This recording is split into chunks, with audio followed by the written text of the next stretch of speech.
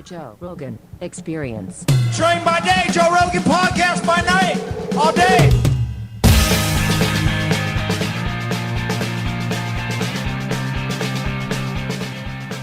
Mr. Russell. Hey. Thank you very much for doing this, man. I appreciate Hey, it. thank you. It's we were saying right before the podcast got started, it's always a weird thing when people sit down. It's like you don't want to talk too much because there's so much to say on the air. You don't want to get it out before you get to air. But I was saying it's appropriate having you on today because we're just now going to war with Syria. Right. And we were just talking about how bizarre this ISIS thing is and how it's just American people said, we don't want to go to war with Syria. It was this big thing, and Obama was on television. Everybody just openly rejected it, left and right. It was pretty much the American public was like, we're done with war. Like, we want to get out of Afghanistan. We don't want this Iraq thing anymore. We don't want to go to Syria. And so everything just sort of calmed down, and then all of a sudden ISIS rose up from the ashes. And this ISIS thing, different names, ISIS, I've seen it ISIL. Right. Yeah. And like I was saying, I don't like to get conspiracy oriented because it's so easy to do. But if you wanted to, you would say, well, this is obviously, they've come up with a mechanism to get us into Syria. Yeah, sure. I mean, so there's two kinds of conspiracies. There's an open conspiracy, and then there's a closed conspiracy, right? So I think this is sort of an open conspiracy. A lot of people are saying, both left and right, by the way, that ISIS was really a creation of American foreign policy. Not that there were a bunch of dudes sitting in a room in the White House with cigars and saying, hey, we need to create this monster in order to sort of impose American will abroad, but that through many, many conscious decisions over many years in the Middle East, through direct interventions militarily and otherwise, they created the conditions for this bunch of psychopathic 20-year-olds with RPGs and swords beheading people, right? So, creating a vacuum in Iraq, right, by going to war there, by removing the dictator who was at least holding control over the people and over people like this, funding the rebels in Syria. And also, more importantly, a lot of people miss this, what's one of the things that's been happening, if you look at it just from a material standpoint, over the last 12 years at least, is that the United States has been flooding that area with weapons, right? So, and if you look at, there was a great piece, I think it was in The Guardian a few weeks ago, ISIS is using American-made weapons, right, that have been coming into that region, mostly into Iraq, but elsewhere for just decades, right? So it creates this situation where it's sort of a self-fulfilling prophecy, sort of an open conspiracy, because you could certainly say that American foreign policymakers, and all of them really, and that's Bush and that's Obama and that's all of them, really want to have an American presence, a military presence around the world, and in particular in the Middle East where all the oil is. So, it's not. I'm not saying it was deliberate it wasn't a deliberate choice to create this beast that's called ISIS, but it certainly serves their purposes. And it seems like if you look at the entire situation in the Middle East, it seems like there's no good way to just get out of there. It seems like, is there? I mean, please tell me. Do you think there's a way to... Yeah, so I'm an out now guy. Okay. Yeah, I think that was the answer in Vietnam, right? That's what the anti-Vietnam War called for many, many years, was out now, not a gradual withdrawal, which is what the politicians called for because that's the, quote, responsible thing to do, but out now. And I think history proves that was the correct answer to that, right? I think that if the United States had left immediately in 1964, 65, name a year, name a time, it would have been a better thing for everyone. Now, the communists would have taken control of Vietnam, but they did anyway, right? And so what we had was, instead of about 2 million people, mostly civilians, die, right? We would have had far fewer. We would have had the same outcome essentially, but with far fewer. And then also, and we got to talk about blowback, right? So, the carpet bombing of not just Vietnam, but several countries during that war caused untold numbers of people to hate our fucking guts, right? America's guts. And that, that's blowback, right? They didn't come and fly airplanes into our buildings, but, it was anti-American in many ways. And it also served, and here's a very important thing, it served the interests of the goddamn communists, right? Because the communists could say, look at these barbarians coming here and killing our children and women, right? you should support us, we will protect you from them. So it actually played into the hands of the communists. And the very same thing is happening and has been happening in the Middle East for many, many years. David Petraeus, of all people, said before the Senate about 3 years ago, he said, U.S. funding of Israel in particular, U.S. funding of all these corrupt regimes in the Middle East, and our interventions is the number one recruiting tool for Al-Qaeda, right? And it's the number one recruiting tool for ISIS. They say, look, here's these infidels who have been invading us and killing our people and taking control of our resources for decades, right? We will fight back for you, right? And so it becomes a self-fulfilling prophecy. If you want to maintain a presence there, which they do, the United States does, you keep creating your own enemies to fight against. It's perpetual. So is there anything that can be done to mitigate the disastrous effects of us pulling out and creating this power vacuum? Is there anything that can be done? I mean, once we're already there, we can't go back in time. We can't stop the Iraq invasion. It would be nice if we could. Pretty much no one thinks it's a good idea now. Today, in hindsight, everyone thinks it was a terrible idea. The only good that came out of it was getting Saddam Hussein out, getting rid of his psychopathic sons. But now look at all the shit you have there, and you have 1 million people dead. Right. So the anti-interventionist argument is simply that pretty much every intervention has a negative consequence. Right. So the less the better. Right. So my position is let's do none, right? But when you have a guy like a Hitler or someone along those lines that's causing genocide and planning to take over the world, and so for Hitler, right? There's a large stream of thought among historians, a very respectable stream of thought, that the Nazis rose to power out of conditions created by the Allies after World War I. So that, extracting all these resources through forced payments from the Germans as reparations after World War I really laid the groundwork for the rise of this totalitarian who said, hey, look what those Westerners did to us. They decimated this country. They shamed us. They brought us into shame and degradation. We need a strong, powerful leader. We need discipline. We need order. We need to get rid of these foreign influences like Jews, who were considered to be foreign, right, in essence, because they were a nationalist people, and the communists who had allegiance to no state, right? And so many people have argued, not just wacko conspiracy theorists, that it was actually American and Western foreign policy in the early 20th century that really made the rise of Nazism possible. Like, that's possibly the greatest example of blowback in human history. That's a crazy example of blowback. It seems like it's a perpetual cycle then. It seems like everything we've ever done in the past has led us to do more things in the future to combat the blowback from the things we've done in the past. And yeah, so I mean, if you look at the history of foreign policy, and by the way, that's the book I'm working on now. So this is a very appropriate topic for me.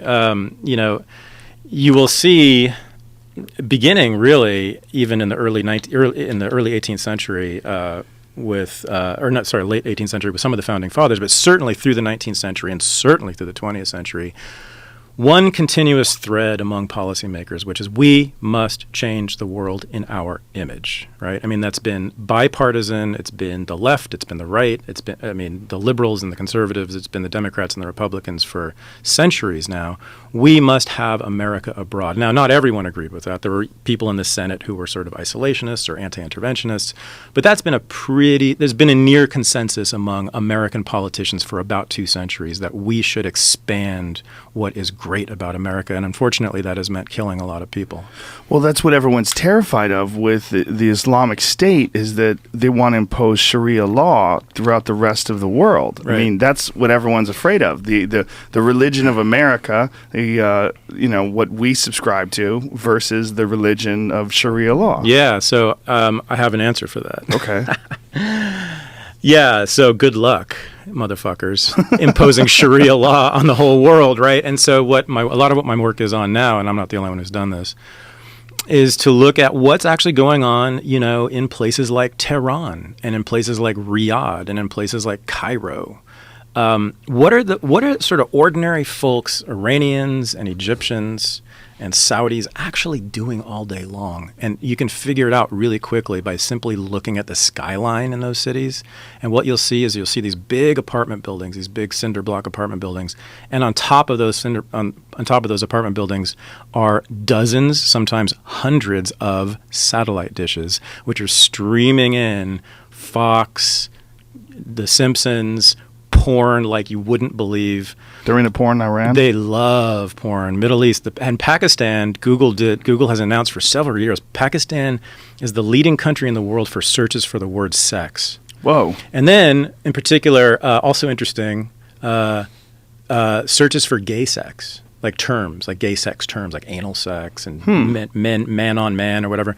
The Middle East is like leading the world in that, right? And what they love is they love American nasty pop culture and Western nasty pop culture. They love women in bikinis, and they love whiskey, and they love stupid, they love Jersey Shore and the rest of it, stuff that we look down on. And actually what it's doing, my argument is that it's subverting the hell out of Sharia law every single day. But you say we look down on it, but we obviously create it, support it, and probably consume more of it than anybody else anywhere. When I say we, I mean uptight. You and I? I mean uptight professors like the ones I deal with, not like normal people.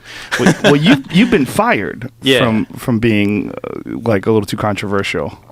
Yeah, I read an article about you in the Huffington Post that you wrote. Yeah. What was that all about? Well, I mean, so I was trained at Columbia University, got my PhD there in American history, and sort of found that like historians in general, but in particular the historians I was being trained by, they consider themselves to be left wing and radical, but there was a real limitation on that, and one of the limitations was that they had a real disdain for what normal people do all day long, like what they're doing in Riyadh and Tehran.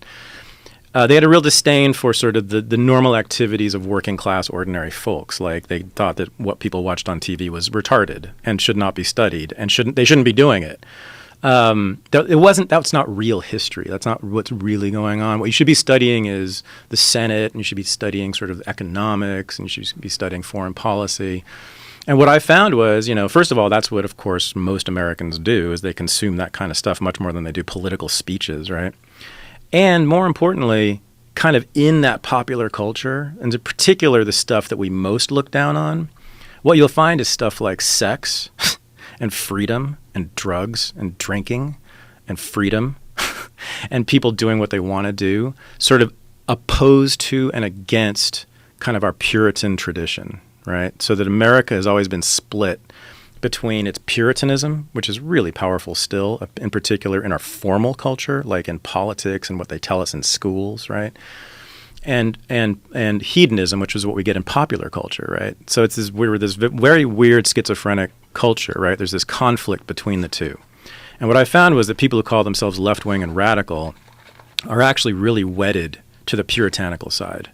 That they're really about people being disciplined and controlled and working hard and the work ethic and all that stuff. And I know I've heard you talk about the work ethic on here and elsewhere, and we can get into what that actually means because there's also confusion about what that means. Mm-hmm.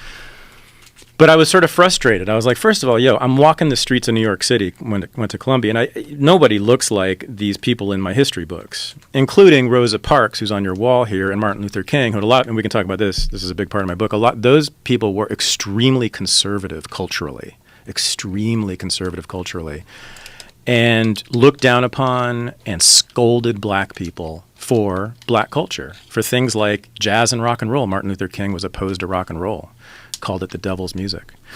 People don't know this. Yeah. So I started looking at that. I started looking at these new heroes in the new social history, these left-wing activists and people like Rosa Parks and Martin Luther King and feminist suffragists and all that. And I found that like they actually agreed with the Puritans about things like sex and work, that sex is terrible and work is awesome and virtuous. So I got very frustrated. I started writing my lectures and my classes at Barnard College, which is the women's college affiliated with Columbia. I started looking at American history through that lens. I started looking at American history through the lens of this conflict, this eternal conflict between discipline and order and community and nation on one hand, and Puritanism, and on the other hand, popular culture and sex and freedom and desire. And I found this whole new way of telling the story. And I found all these people on one side sort of just behaving on their own, doing the things they wanted to do that were violating these puritanical principles. People like prostitutes, people like drunks, people like criminals, people like gays, people like slaves who were dancing when you weren't supposed to dance. And on the other hand, all these guardians of the moral order who weren't just the founding fathers, and the generals and the inventors, but it was people like abolitionists who were opposed to slavery, but they were opposed to slavery for funky reasons we can talk about, and suffragists who wanted women to be really just as upstanding as men and to not drink and not have sex, etc. And so I gave lectures. I was given the Introduction to American History course at Columbia. Because they didn't know what I was up to. And because it's a weird thing, it's one of the strangest industries. There's no oversight over what you're doing in your classrooms. No one ever comes and watches what you say. It's a very strange thing in higher education. Professors, 99% of the time, just go into the classroom and their colleagues have no idea what they're saying. Does that become an issue with ego? Because I find that any time when you get one person that gets to communicate to a large group of people and they have to listen to you, especially if parts of their future rely upon you, like your grades, your GPA, it's important to pass this class. And so this person has this position of power and influence that's very unusual. Sure. And because of that, a lot of times people they get into that position of being a professor, they push their ideology in a very rigid and inflexible way. I am right, you are wrong. I am older, you are younger. I am smart, you are dumb. Absolutely. And it's all the time. Gross. I agree. So what I have to say about that is that we all come at questions through our own ideologies, right? I don't think there's any such thing as an objective history or an objective political science. I mean, I think we all talk about these things through our own biases and our own lenses, right? First of all, I think what we should do is just admit it and be honest about it. And that's what I try to do in my classes. I try to say, hey, you know what I just told you? That's my interpretation. That's not the truth. I never tell the truth.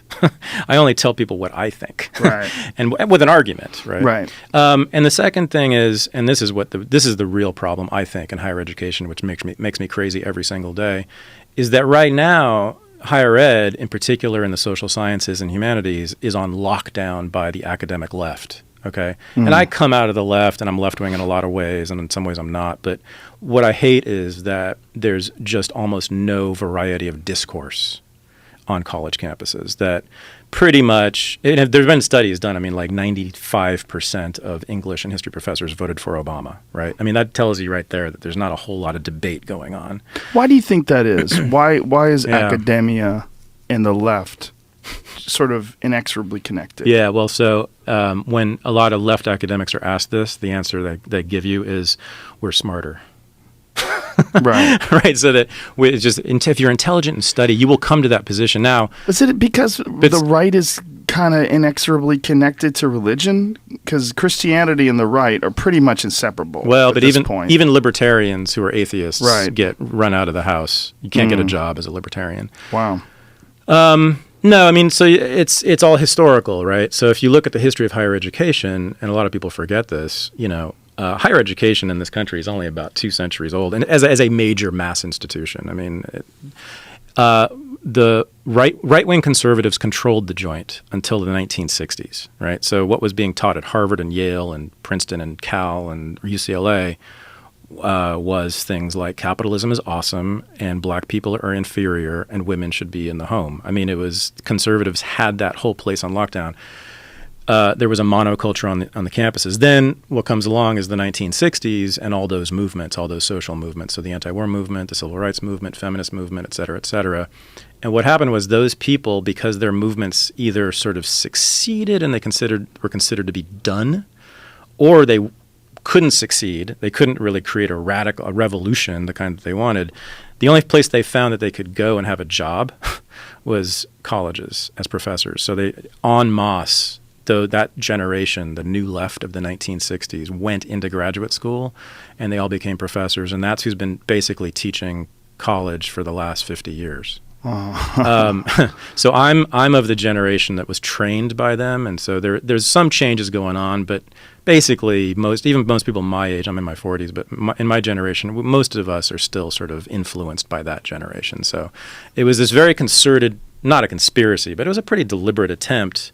In some ways, it was conscious to take over the university. That was the only place we could have this radical discourse and get paid for it and have a career, right? And influence the youth. Which is one of the things that drives a lot of parents crazy. You know, maybe parents that have a different ideology. They send their kid off to school and the kid comes back with like some really, white privilege, male privilege, I'm a victim. Lefty talk. I'm a victim stuff is strong, and it's very disempowering. Oh, yeah. It's confusing, too, because I don't know if you know this case, this from Occidental College. Occidental University, is that what That's where I teach, man. Is that where you teach? Yeah, Occidental College, yeah. Oh. Down the road. Okay, Jesus Christ. Okay. Do you know the story about the two young kids? They were freshmen. They were going through the hazing thing. Oh. They both get drunk. Yes. And they have sex. Yes. And the guy gets expelled. Yes, they're for both sexual assault. They're both drunk. Not only are they both drunk, but the girl texts her friend, "I'm about to go have sex." Texts him, "Do you have a condom?" Yeah. He says yes. Yeah. He says, "Get over there." She says, "I'm on my way." Yeah. She goes over there, and they decide that it's sexual assault because the girl had been drinking. Even though the guy had also been drinking, it's sexual assault. The guy gets kicked out of college. He's in the middle of a lawsuit. I mean, and when you're 18 years old, your life is thrown into a turmoil. Yeah. I mean, he's kicked out of school for having sex while drunk with a girl who was sex while drunk. Yeah. So you're about to get me fired. Again. Really? Again, yeah. Thanks. For this? Thanks, man. Please speak out. Yeah, no, God. So this sexual assault, either, depending on your point of view, epidemic or hysteria, the epicenter of it has been Occidental, where I've taught. It started about 2 years ago. This is a long conversation to have. Please. I think it's an important one, though, because it's confusing as hell. Okay. Boy. Okay.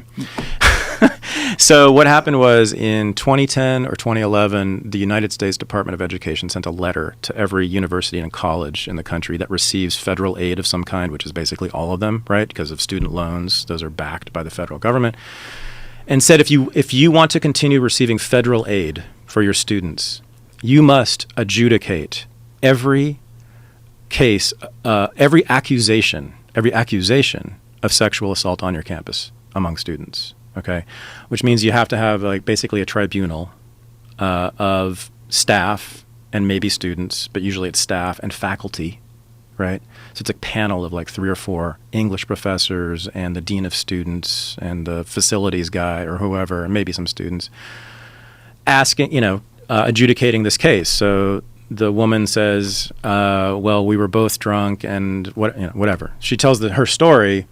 And he tells his story and says, I absolutely did not rape him. She says he absolutely did rape me. Because there's no witnesses almost ever in these cases, right?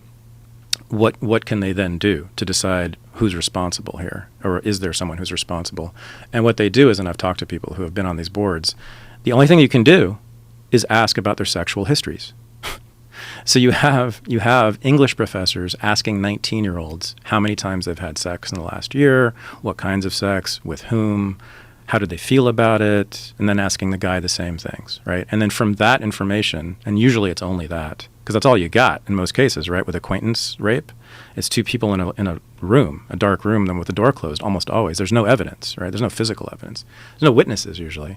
From that, they determine responsibility. So that's basically what happened in this case. And the other thing so that's a nightmare in a lot of ways, right? I mean, talk about seeking that's justice, right?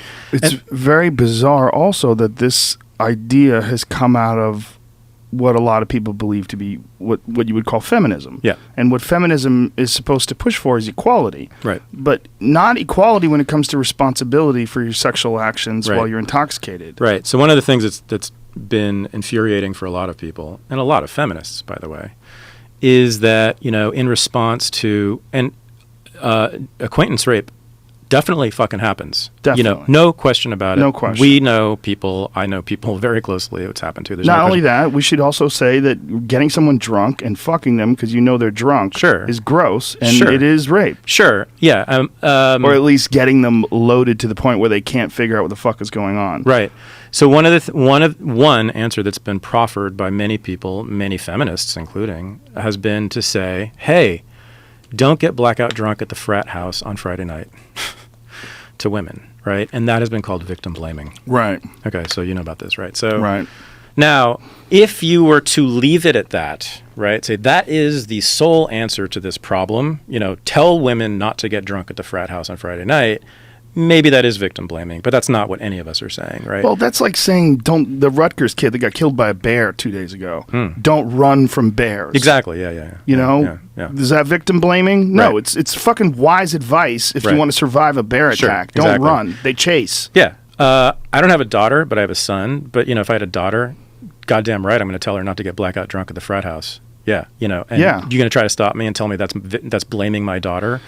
I don't think so. I don't think guys should get blackout drunk at the frat house either. Sure, yeah, right. It's not good for you. for bad anybody. and people fall off of roofs at frat houses and die from it. Yeah. right? And there are people that will take advantage of you, and not just sexually. Sure. There's vicious people that will do things to you if they think you're passed out. Absolutely. It's just not smart. Yeah, so feminism, this particular brand of it, one of the things that's not talked about much, and I try to talk about this, is that it takes agency away from women, right? So it's like it's basically saying that women are helpless before these rapists, and all we can do is moralize against the rapists and tell them they're bad. Now, many of those feminists have agreed that it's a very, very tiny percentage of men who are rapists, and that most rapes are committed by something like 4% of men or something like that, or less than 4%.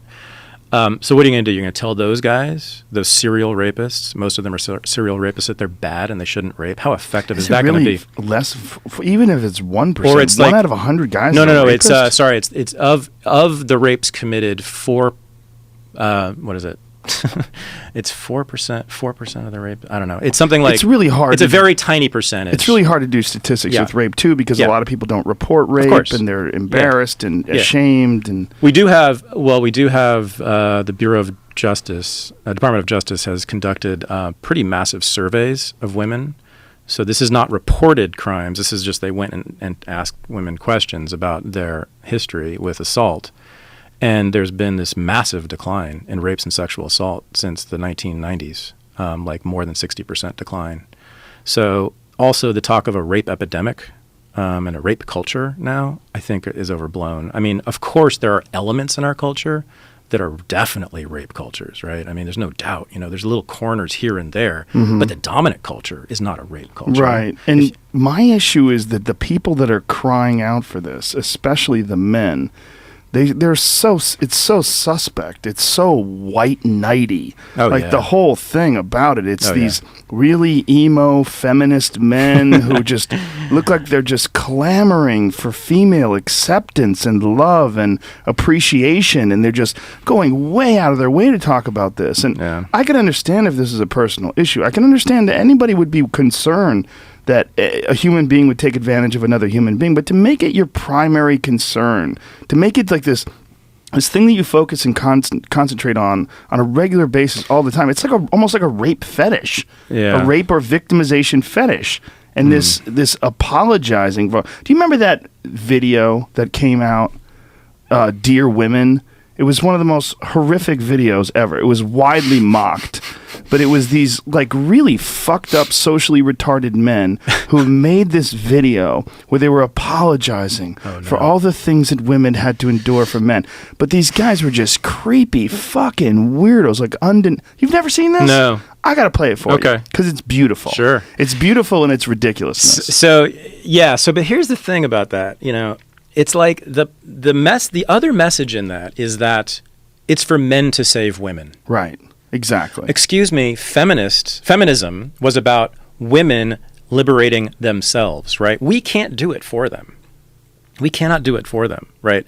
So talking to men, talking to those serial rapists about how bad they are and how bad this is, what exactly is that going to accomplish, A? And B, it's putting the responsibility on men, and it's saying women must be saved, which is like, Right. that is the soul of conservatism, right? To say that we must come save our social inferiors, that is like the essence of old school patriarchy and conservatism. It is, to me, anti-feminist to the bone, and that's what no one's talking about. Yeah, this idea that the women can't consent because they've had a couple of drinks is a weird issue, because there's clearly a scale. Yeah. There's a couple drinks where you're getting silly and you might fuck somebody in a regretful way, like say, I shouldn't have slept with that guy, but it's not rape. But they want to call that rape. But then there's blackout drunk, which is rape. Sure. And somewhere along the line, it becomes reprehensible. Absolutely. Whether it's 3 drinks in or 4 drinks in, it's debatable. Sure.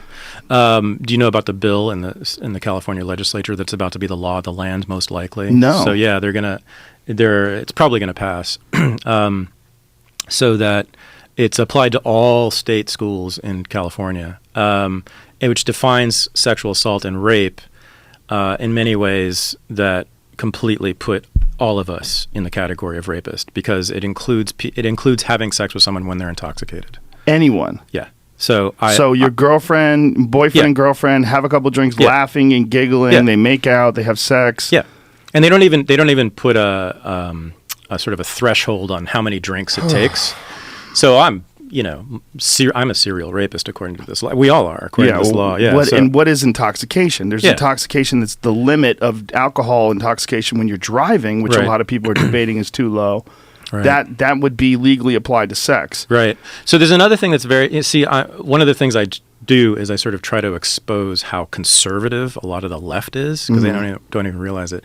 This is really conservative, right? So it's like it's micromanaging our sex lives. And it's saying that that the state must come in and protect us from each other. And the state must come in, or the college administration must protect women from sex. Well, from demons. And the demons are the males. Absolutely. The males are but not just demons. demons from sex itself. Like, sex is seen as this sort of dangerous, harmful thing. It's sort of set apart from everything else in the world. Well, especially then if you say, even if it's consensual and you're conscious and you're awake and you enjoy it and you have fun, if you're intoxicated, it is rape. Yeah, that's why because it's sex. That case in Occidental that you raised, I mean, so they say, and I've read the whole report, okay, by the college. The report says, by the college, this was consensual sex, okay, period. And when I read that, I said, okay, case closed. Then I read that he gets expelled because they were both drunk.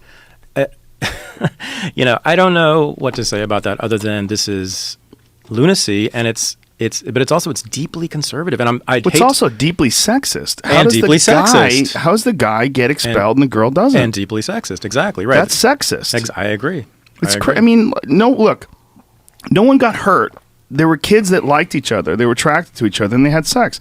They were communicating with each other back and forth through text. It wasn't like she didn't like this guy. Yeah. It wasn't like, she was most certainly drunk. But she also was saying to her friend, I'm going to go have sex with this guy. Right. The fact that that's not an open and shut case, it exposes the lunacy of this ideology that, if exposed to the vast majority of intelligent adult Americans, they would put their foot down and go, wait, what the fuck did you just say? No, I agree. What's going on? I totally agree. This is a bubble. This ideology is this weird. It is a bubble. Yeah, I agree. I think it's mostly hysteria. However, look, we agree. Rape happens. Yes. Acquaintance rape happens. Yes. Husbands rape wives. Yes. Boyfriends rape girlfriends all the time, right? Boyfriends rape boyfriends. Boyfriends rape. Oh, well, you want to talk about prison? So you know that men get raped more often than women in this culture. Yeah, but they're raped by men, so it's a kind of a moot point. How's that? Just shows men are pieces of shit. Oh, we rape each other. Well, sure. When there's no women to rape, we just rape. Yeah, the rape rates in prison are absolutely horrifying and underreported. Yeah. No, but so what do we do about it, right? And so here's sort of the intrinsic problem with rape, and especially acquaintance rape. There's very rarely any evidence. There's very rarely eyewitnesses. There's very rarely physical evidence. Even if there is physical evidence, you can't prove that bruise proves that this guy raped you, right? So what do? Right? It's a tough question, and I understand that that's what people are kind of trying to struggle with, and they're trying to come up with these new devices to stop it from happening. I think the devices they're coming up with are terrible, but what do we do? And So one thing, I mean, you got to keep working on the criminal justice system. You got to get cops to like process those rape kits more efficiently, which they're not doing in many states. There's a lot of rape kits that are sitting on shelves that have never been processed. And you've got to make, cops just better at this, which is what feminists have been doing. My mother in the 1960s, that was one of the things she did as a feminist in Berkeley. She pushed hard. She protested against the police force in the Bay Area, police forces in the Bay Area, to take rape seriously, which cops didn't do for forever until then. So that's one thing. And the other thing is, you'll like this. I mean, I say jujitsu, man. Seriously. I mean, like, and ability to throw an elbow. I mean, and there's a group called Incite, which is women of color against violence, who have been doing this. They have martial arts classes. They have martial arts schools. They organize together and they kick the shit out of men who try to attack them. Now, that's not the ultimate answer. That's not gonna get rid of all rapists. But it is at least partial solution. Believe me, if I had a daughter, yeah, I'd be telling her to do that. Yeah, I do have daughters. I teach them. Yeah. Yeah, I mean, it's one of those weird subjects too, where if you discuss it, you become a rape apologist. You're not even allowed to deviate from the ideology. If you deviate from it in any way, shape, or form, it's a very strict dogma. Yeah. I mean, this is non-consensual because she can't consent because she's had a drink. Even if the guy has, I've even seen it written that ladies, like a feminist wrote this blog saying women don't have sex with your man if he's drunk because he can't consent, which is the most ridiculous shit ever. I mean, it's just the whole idea being that sex is evil. Exactly. And that's really what it comes down to. You're not talking about people getting hurt. If they decided to get drunk and wrestle. Yeah. I mean, is that assault? Right. What is that? If they both decide, if a guy and a girl, take martial arts together and the guy, and the girl are drinking and the girl wants to wrestle, is she not allowed to consent that she actually wants to wrestle because she's been drinking? It's only applied to sexuality. Yep. It's not applied to driving. If you're driving under the influence, you are absolutely, totally responsible. If you're smashed, no one says, hey, she couldn't consent to driving because she was drunk. Yep. You're responsible for your actions entirely, except sexually. Yep. This comes back to what I started talking about, which is the cultural roots of our country, which is Puritanism. So, right? I mean, if you look at Puritans, people on Plymouth Rock, that's one of the things they talked about ad nauseum, that sex is the devil's work, that it is this special thing that it's evil and harmful and damaging and must be controlled more than anything else. And that is run through our culture in various ways to the very present. And I would say that a lot of what's going on in this sexual assault discourse stuff that we're talking about, you see it there too. That's what's going on. That there's this belief that, if I had sex that I didn't really feel good about with my boyfriend or not, and we were really drunk and I woke up and I was like, don't like this dude and this was not okay. It's like, I think people are trained to think that they're damaged, that this is a really terrible thing that happened to them. Right. I don't know about that. I mean, it's a crazy thing. And this goes to prostitution. This is why prostitution is illegal, right? It's like we sell our bodies for money all the time. That's massage. Yeah. You're selling your body. Fucking your MMA. Hands, you're is that rubbing intimate? people. Is that intimate? Right? I mean, that's jiu-jitsu very is different because it's competition. Well, but it's extremely intimate. But right? the good analogy is massage, because massage feels good. No one wants to do it to you. You pay them to do it, and that becomes an occupation. It's very respected. Yeah. You talk to someone, I'm a massage therapist. Oh, that's cool. Sure, exactly. Yeah, but there's all sorts of professions where, we sell our bodies intimately. You could even argue that's what we're doing now. I mean, it's like my body's here, your body's there. We're using our minds. We're talking. This is exploiting our bodies. We're not getting paid for it. Bit of a stretch. Oh, okay, sorry. When I teach, I say this. Okay. Yeah, right. I mean, so I say to my students, look, I'm standing here. I brought my body here. You're looking at me. You're judging me. It's like I'm using my body I'm getting paid for this. It's every job. You're selling your body. We draw a line at prostitution for some strange reason. But I don't think it's a strange reason. I think it's Puritanism. Yeah, man. Yeah. I think it's because we believe deep down that sex is special. Yeah. In a bad way. Do you know who Molly Crabapple is? Yeah, sure. Yeah. Very interesting woman. Yeah, Very sex worker activist and journalist. Yeah, sure. Yeah. Well, her take on it is, completely open-minded. She's like, why? Why is it bad? She's like, I have friends that are sex workers. Yep. She goes, sure. And it's fine. Like, they like it. They don't mind. They have clients that they enjoy being with, and they get paid for that. Right. Like, isn't it better to do that than to do something you don't like? And isn't it a good thing to get sex? Right. Yeah, no, I've worked with and I have friends who are in the sex worker activist sort of movement right now, and she's part of it. I don't know her, but she's a part of it. And, the more common argument among them is it's not like we all love it. Right. What it is for them is it's a job. Right. It's a job. And some of us like it. Like some of us like our jobs, and some of us don't like it. But that's it. It's just a job for them. Like porn stars. Ask a porn star. If you know anything about the porn industry, porn stars, that's how they think of it. When they go to work, it's not like, oh, hell yeah, we're going to party. It's just like, oh, okay. Right. Got to get up at 9 o'clock, and I go to the set, and I'm going to be there for 3 hours, and we're going to have lunch at noon, and and they go home, right? I mean, that's every person in the porn industry I've ever known has said this about it. It's certainly right? what it becomes. Yeah. Once you do it for a while, it becomes a job. Right. Yeah. I think you're onto something. I definitely think you're onto something when it comes to the Puritan roots of this idea that sex is evil, and that kids, away from their houses for the first time at 18 years of age, having sex in a dorm room. Sure. There's also the thing that happens, too, where the people that you communicate with after the fact can tell you what a horrible thing has happened to you. And they do it with, like, this rabid intention. And that was one of the parts of the story that I found quite fascinating, like the friends of the guy versus the friends of the girl. Like what their take on it was, and that the girl came over, she was drunk, the guy's friends saw her, and they go, yeah, they were both fucked up. I mean, he had drank a half of a bottle of vodka, and she drank countless beers or whatever. But the girl's friends were like, well, it was definitely rape. It was definitely sexual assault. Yeah. Well, sexual it's assault. Even worse than that, and now I'm really going to get fired. Okay. One of the things that happens, and it happened in this case, from what we can tell from the evidence, is that so the average reporting time for sexual assault on campuses is close to a year after the alleged assault. It's hundreds of days. It's close to it's something at 200 or 300 days is the average time it takes people to report these things.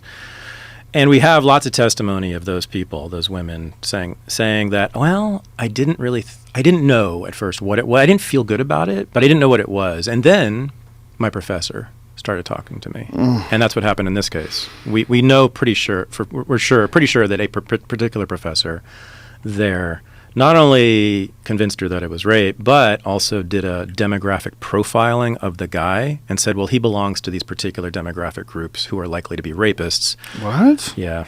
What demographic groups are likely to be rapists? That was one of the more amazing things. He's a member of a team. I forget. I think it's either tennis or one of the teams that's supposedly more likely to be full of rapists than others. Oh my God. And that was a valedictorian. What? Yeah. So he's smart? So he's more likely to be a rapist? Because I guess they have a sense of entitlement is the idea. I don't know. I don't even know what the argument is, but it was in the press. You can look it up.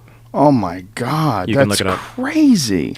Foundation for Individual Rights and Education, FIRE, awesome organization. Everyone should support it.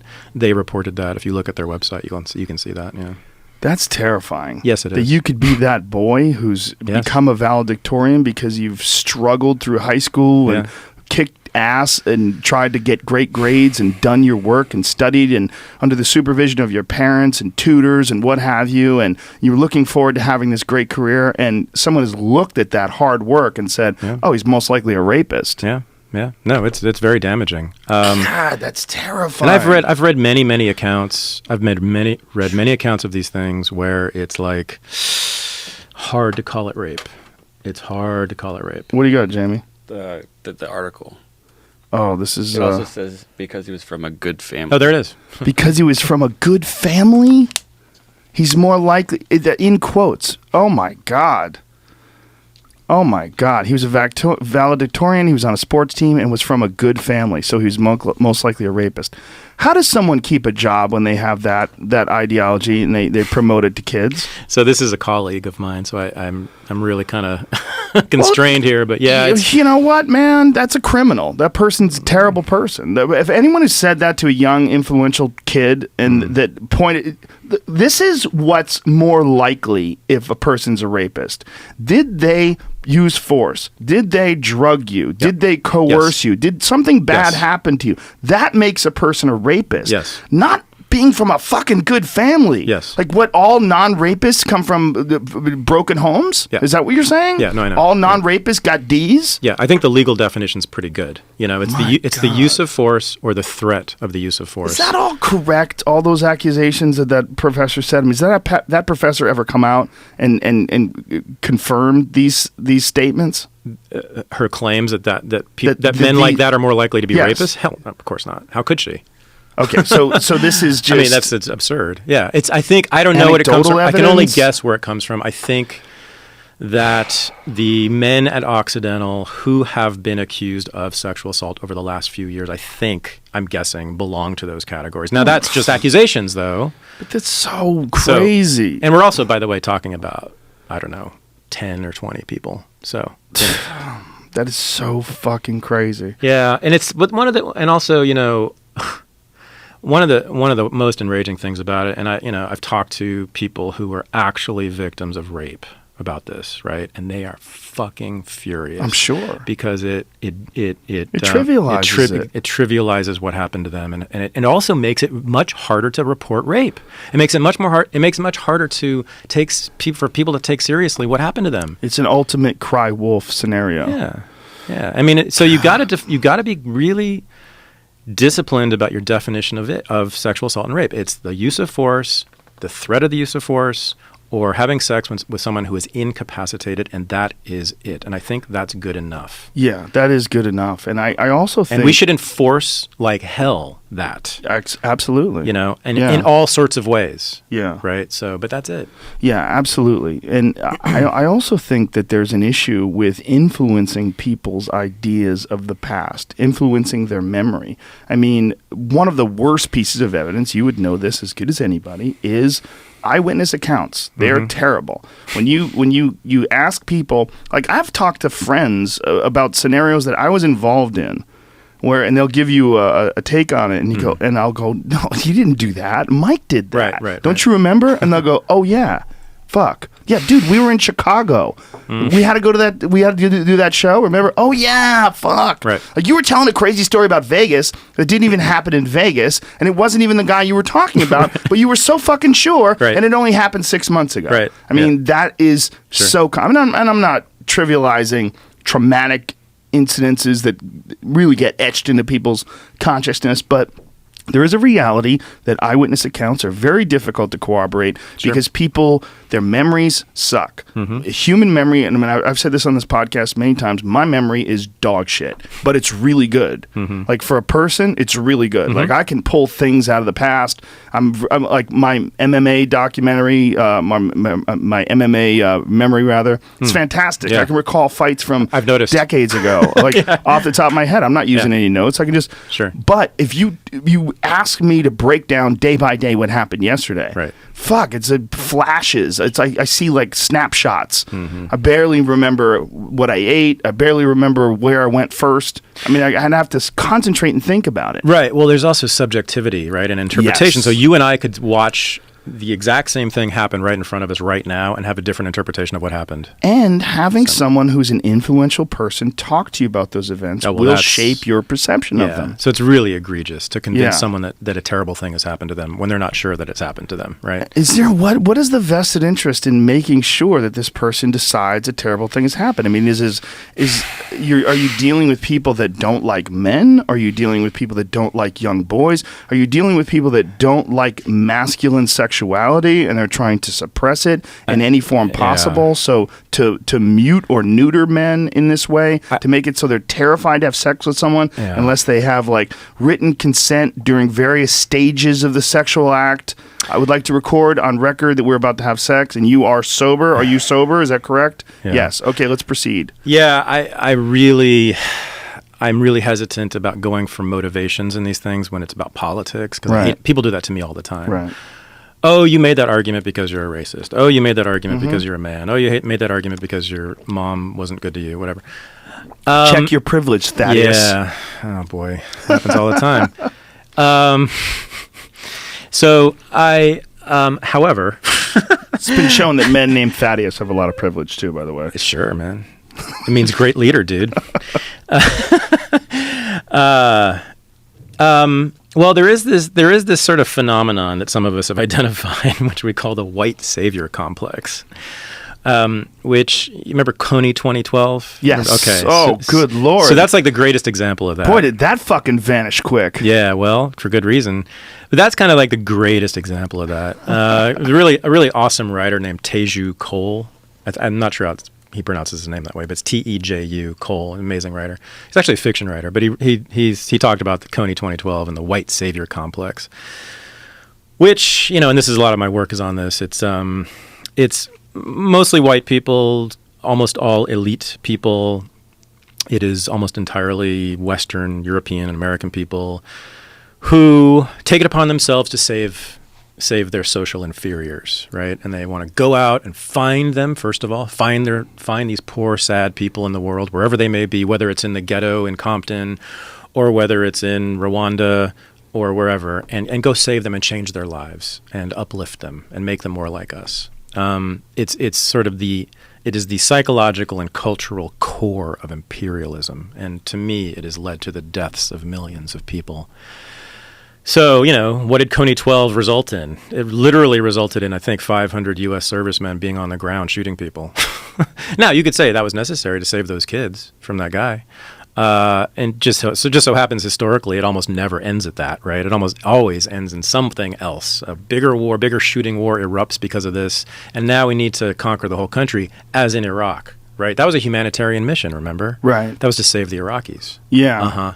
Yeah, not exactly. Yeah. So how many Iraqis have died to save them? Something like 1 million, right? Yeah, it's debatable, but hell of a lot. It's at least 200,000. It could be as many as a million. But think about it, it's to killing them to save them, right? So, which was what was said about Vietnam. So that was the kind of this classic line by a general in Vietnam. He said, "We have to destroy the village in order to save it," right? But anyway, so that's that idea. It's also this very arrogant, paternalistic impulse that a lot of people have, in particular a lot of white people, but certainly elite people. Fucking white people. I know I hate white people. I'm glad you're with me on this, and I want to talk about Ludacris with you. By the way, we got to talk about Ludacris. But, okay. Yeah, but your bit on Ludacris. Oh, okay. Yeah. You're like, what? What was that? Okay. Okay. White people. No, it's true. So yeah. so you think that the same sort of motivation that people have to do this 2012 Coney thing is the same motivation they have to cry rape? Well, to encourage people so because you need to have a victim, you need to have someone who's suffering, you need to have someone who's oppressed, right, to save them.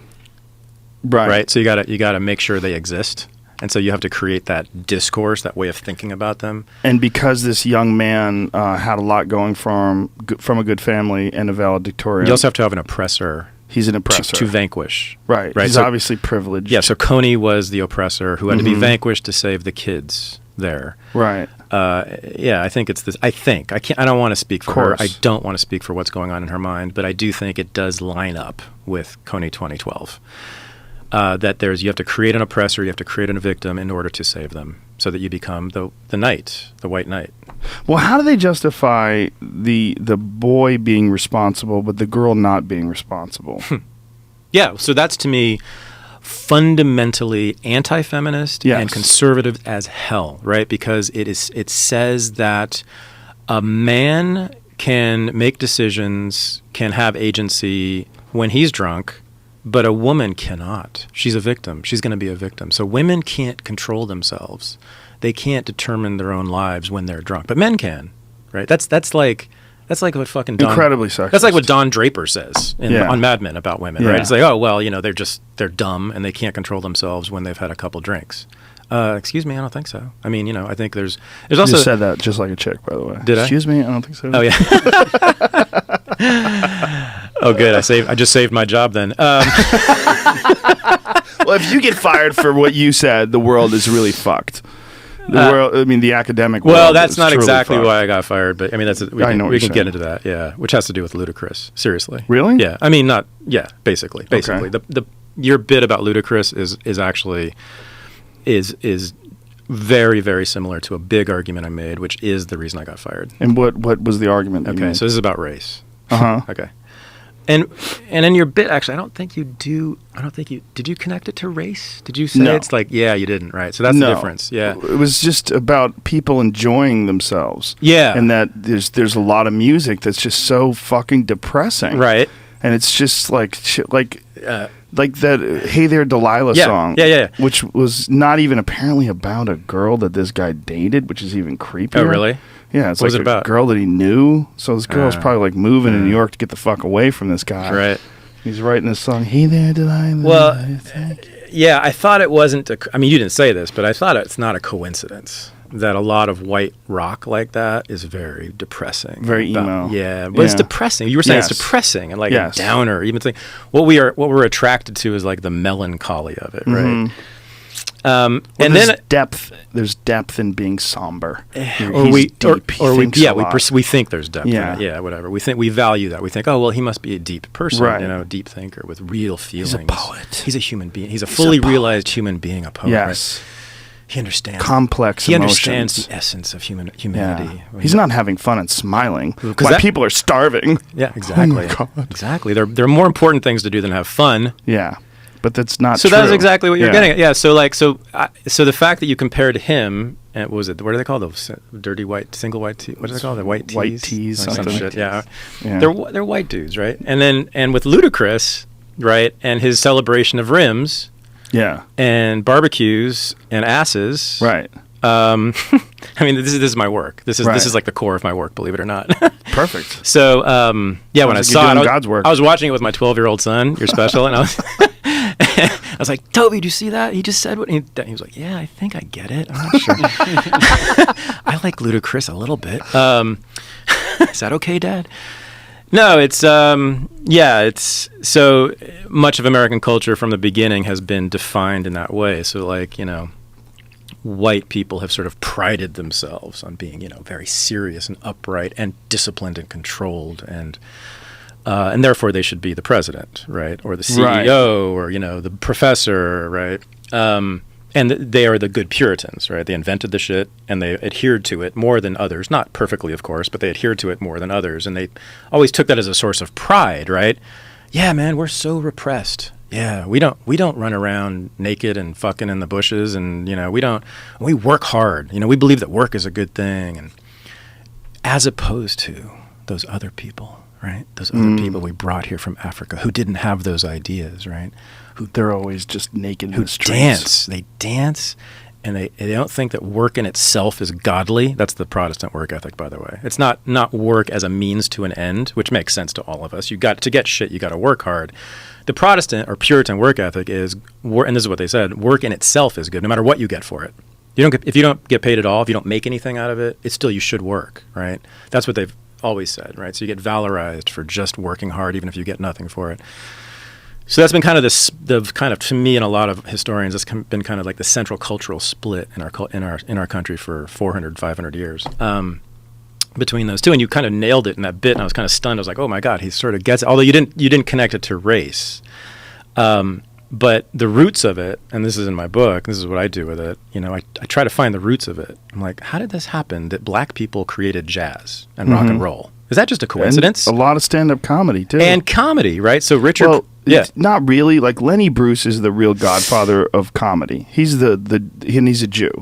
He was the real god, but Yeah. he was doing heroin with black jazz singers. exactly. I mean, he's hanging around with Exactly. a lot of beat poets, and they were hanging Exactly. around with a lot of jazz singers. They were smoking marijuana with a lot of black guys. There was a cultural infusion there. There was a lot going on, and which was one of the reasons why a lot of his subjects, one of his more prominent subjects, had to do with race. Right. Yeah.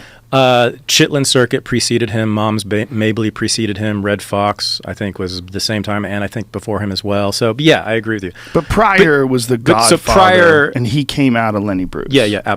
You think so? Yeah, he very, very strongly influenced by him and discussed it in great. Did he really? Great length. Really? Pryor said that? He had seen Lenny Bruce several times in the Village, and there was Lenny Bruce was the original. This is pretty much everybody agrees with that when it comes to stand-up comedy. And that history. Pryor was influenced by him? Yeah. Okay. Yeah, everybody was. Well, okay, that's fine. I still have an argument for that. Which is Jews, right? Yeah, Jews, absolutely. Jews and blacks have dominated stand-up forever, right? You know, why, right? So here's why blacks have, and so it's not just comedy, and it's a particular kind of comedy, right? It's like it's Loose, fun, loose body, right? Yeah. Saying things you're not supposed to say in polite company, talking about fucking in the 1950s and 60s when you definitely weren't supposed to do it then. Right.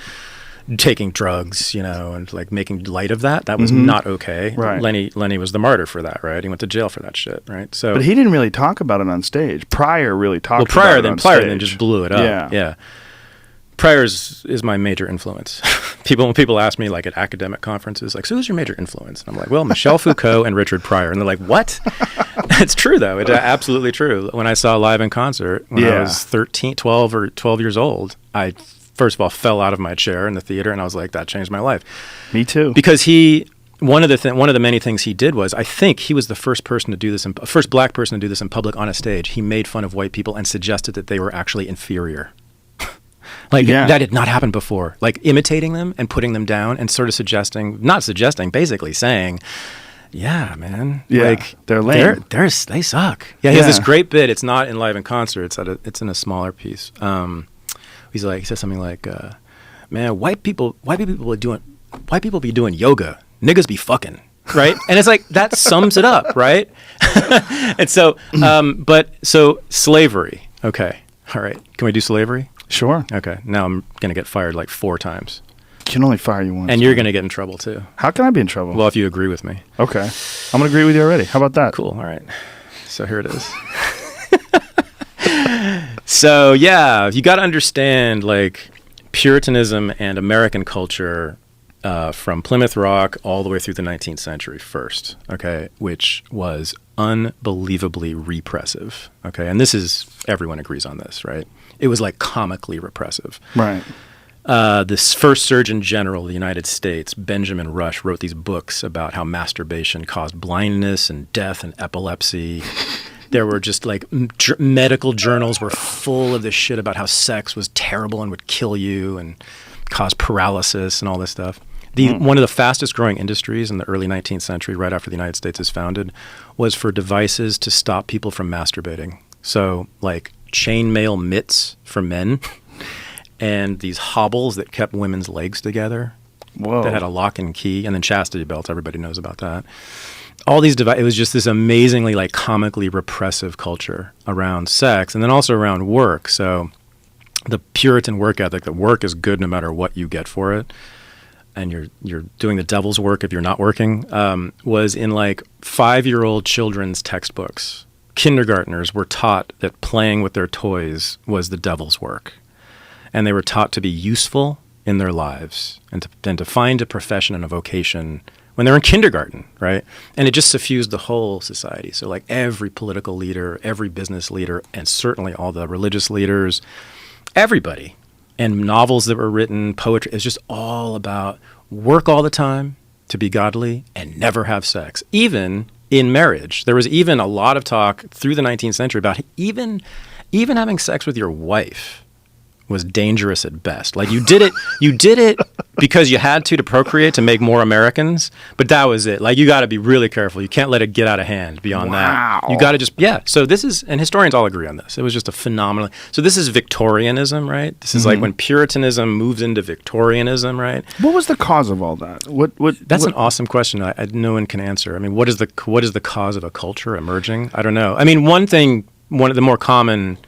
the most common explanations is industrial capitalism, right? So this is also the time of the first factories, and this is the time when people are moving from the farms into cities and working in sort of industrial capitalist formats, right? Where they're sitting at a table and there's a division of labor and you put together the machinery or the shoe piece by piece and da-da-da.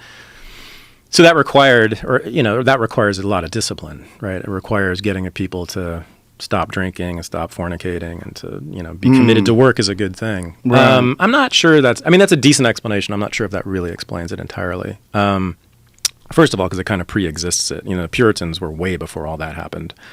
And they were talking about that for centuries before there was industrial capitalism. But it was this crazy repressive culture that Americans lived in. It's funny for us to look at now, the things that they were saying at the time and doing at the time.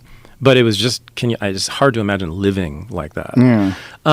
Okay, so that was and that was also considered to be what white people do. It was totally racialized, right? So it's like good Americans, white meaning white people do that. They don't fuck and they work. They put pretty simple. skirts over their piano legs. Yeah, and also, and that kind of extended to dancing. So I have a whole section in my book on dancing, and so it was terrible to dance in American culture if you're a white person. Leisure was bad. It was all bad. So that's where everyone lived, and then along come these people from this other place called West Africa, where none of these ideas existed. Like the Protestant work ethic was like, what are you talking about? That's a purely Northern European and American invention. Very few people in world history have subscribed to that idea. So the West Africans come over here. They also believed in moving your body as a good thing. It was a beautiful thing to them, moving it in sensual ways, dancing and otherwise. They didn't believe that sex outside of marriage was wicked. It was going to destroy your life, especially for women. They thought that women who had sex outside of marriage were fine, that it was no problem.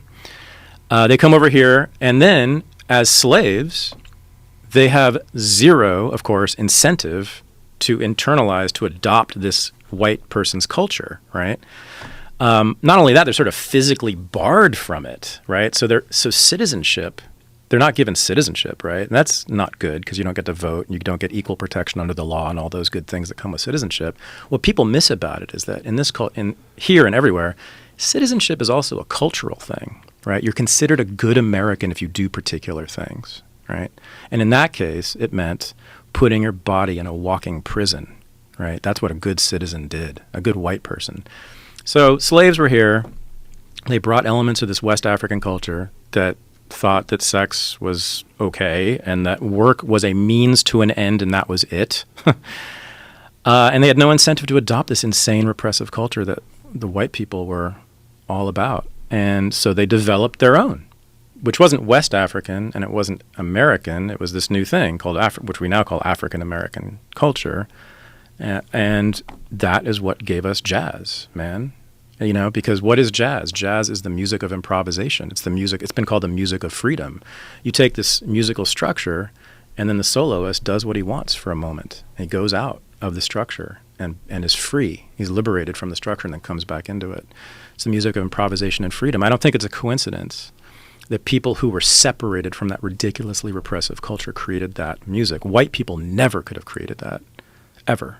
That is absolutely fascinating. So how much has influenced our culture that has come out of the people that were brought over here as slaves? Oh, that's just the beginning. That's the most obvious one that everyone knows about. People make fun of Ebonics, right? Remember that? When Ebonics was happening, this is like 15, 20 years ago. It was like this big joke. Oh, my God. Well, they were actually teaching it. Well, yeah, actually a friend of mine wrote the book on it. And so think about how often in a day that you use what used to be called black slang, right? We all do. All the time, even like fucking Bob Costas uses it now. Like Bob Costas does? Yeah, what did he say? He said something like... what did he say? It wasn't something like dope, but it was something like... I forget. It was some black slang I heard. I was like, God, see, if Bob Costas is saying this, then... But no, it's... they're cool. We've done... No, it was better than that. But yeah, cool's one. Bad is another one. Yeah. Oh, but no, there's quantitative studies on this. So the number of words that come from black vernacular is immense in American English. Immense. I'm sure. And so much of it is now perfectly respectable, right? All of that, when those words were invented, that was like, stupid niggers say that, right? I mean, right. And now it's like, that's great. So from the beginning, I call them America's original renegades. From the beginning, black working class culture has been the main, not the only, but the main counterpoint to this Puritanism that's been with us ever since. That's absolutely fascinating. It's a very interesting scenario to picture what America would have been like had there been no slaves, had the African American culture not sort of. You know what it would be? Sweden. Pretty safe.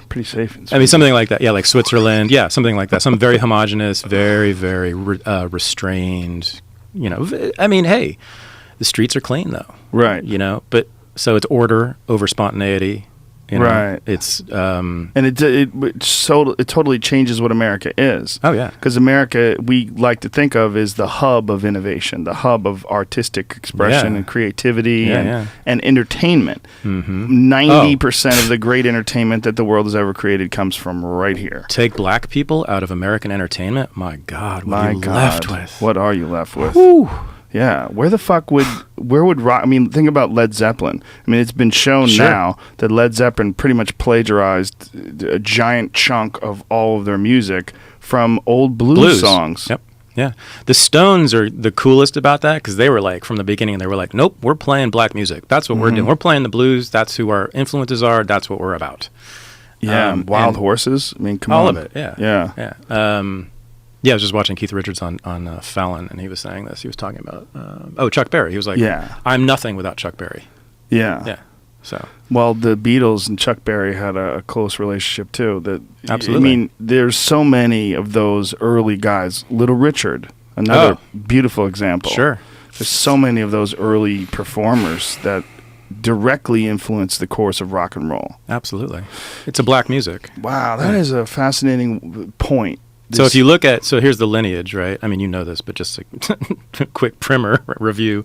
I mean, it's slave music, right, which has been called various things. There were spirituals, but there was also dance music that they invented. Then there's ragtime, late 19th century, which everyone agrees gives birth to jazz and blues. And then after World War II, it's rock and roll, and then rhythm and blues, what was called rhythm and blues, and then soul in the 1960s. Which gave birth to disco in the 1970s, which gave birth to hip-hop. So, and all of that goes straight back to the slaves on the plantations. Wow. And this culture that I was talking about that was outside of this crazy, repressive white culture. So it's this... Fucking white people. Yeah, so it's this crazy... Damn it. We got to get rid of them, man. That's what I'm saying. Malcolm X had a point. Everybody's got a point. Nah, I don't want to get rid of white people. I want to get rid of whiteness. Yeah. Seriously. We need spray tans. So that's what you're saying. No. It looks ugly. It's orange. Yeah, orange is not good. Yeah. Colored, they don't mean orange. Yeah, exactly.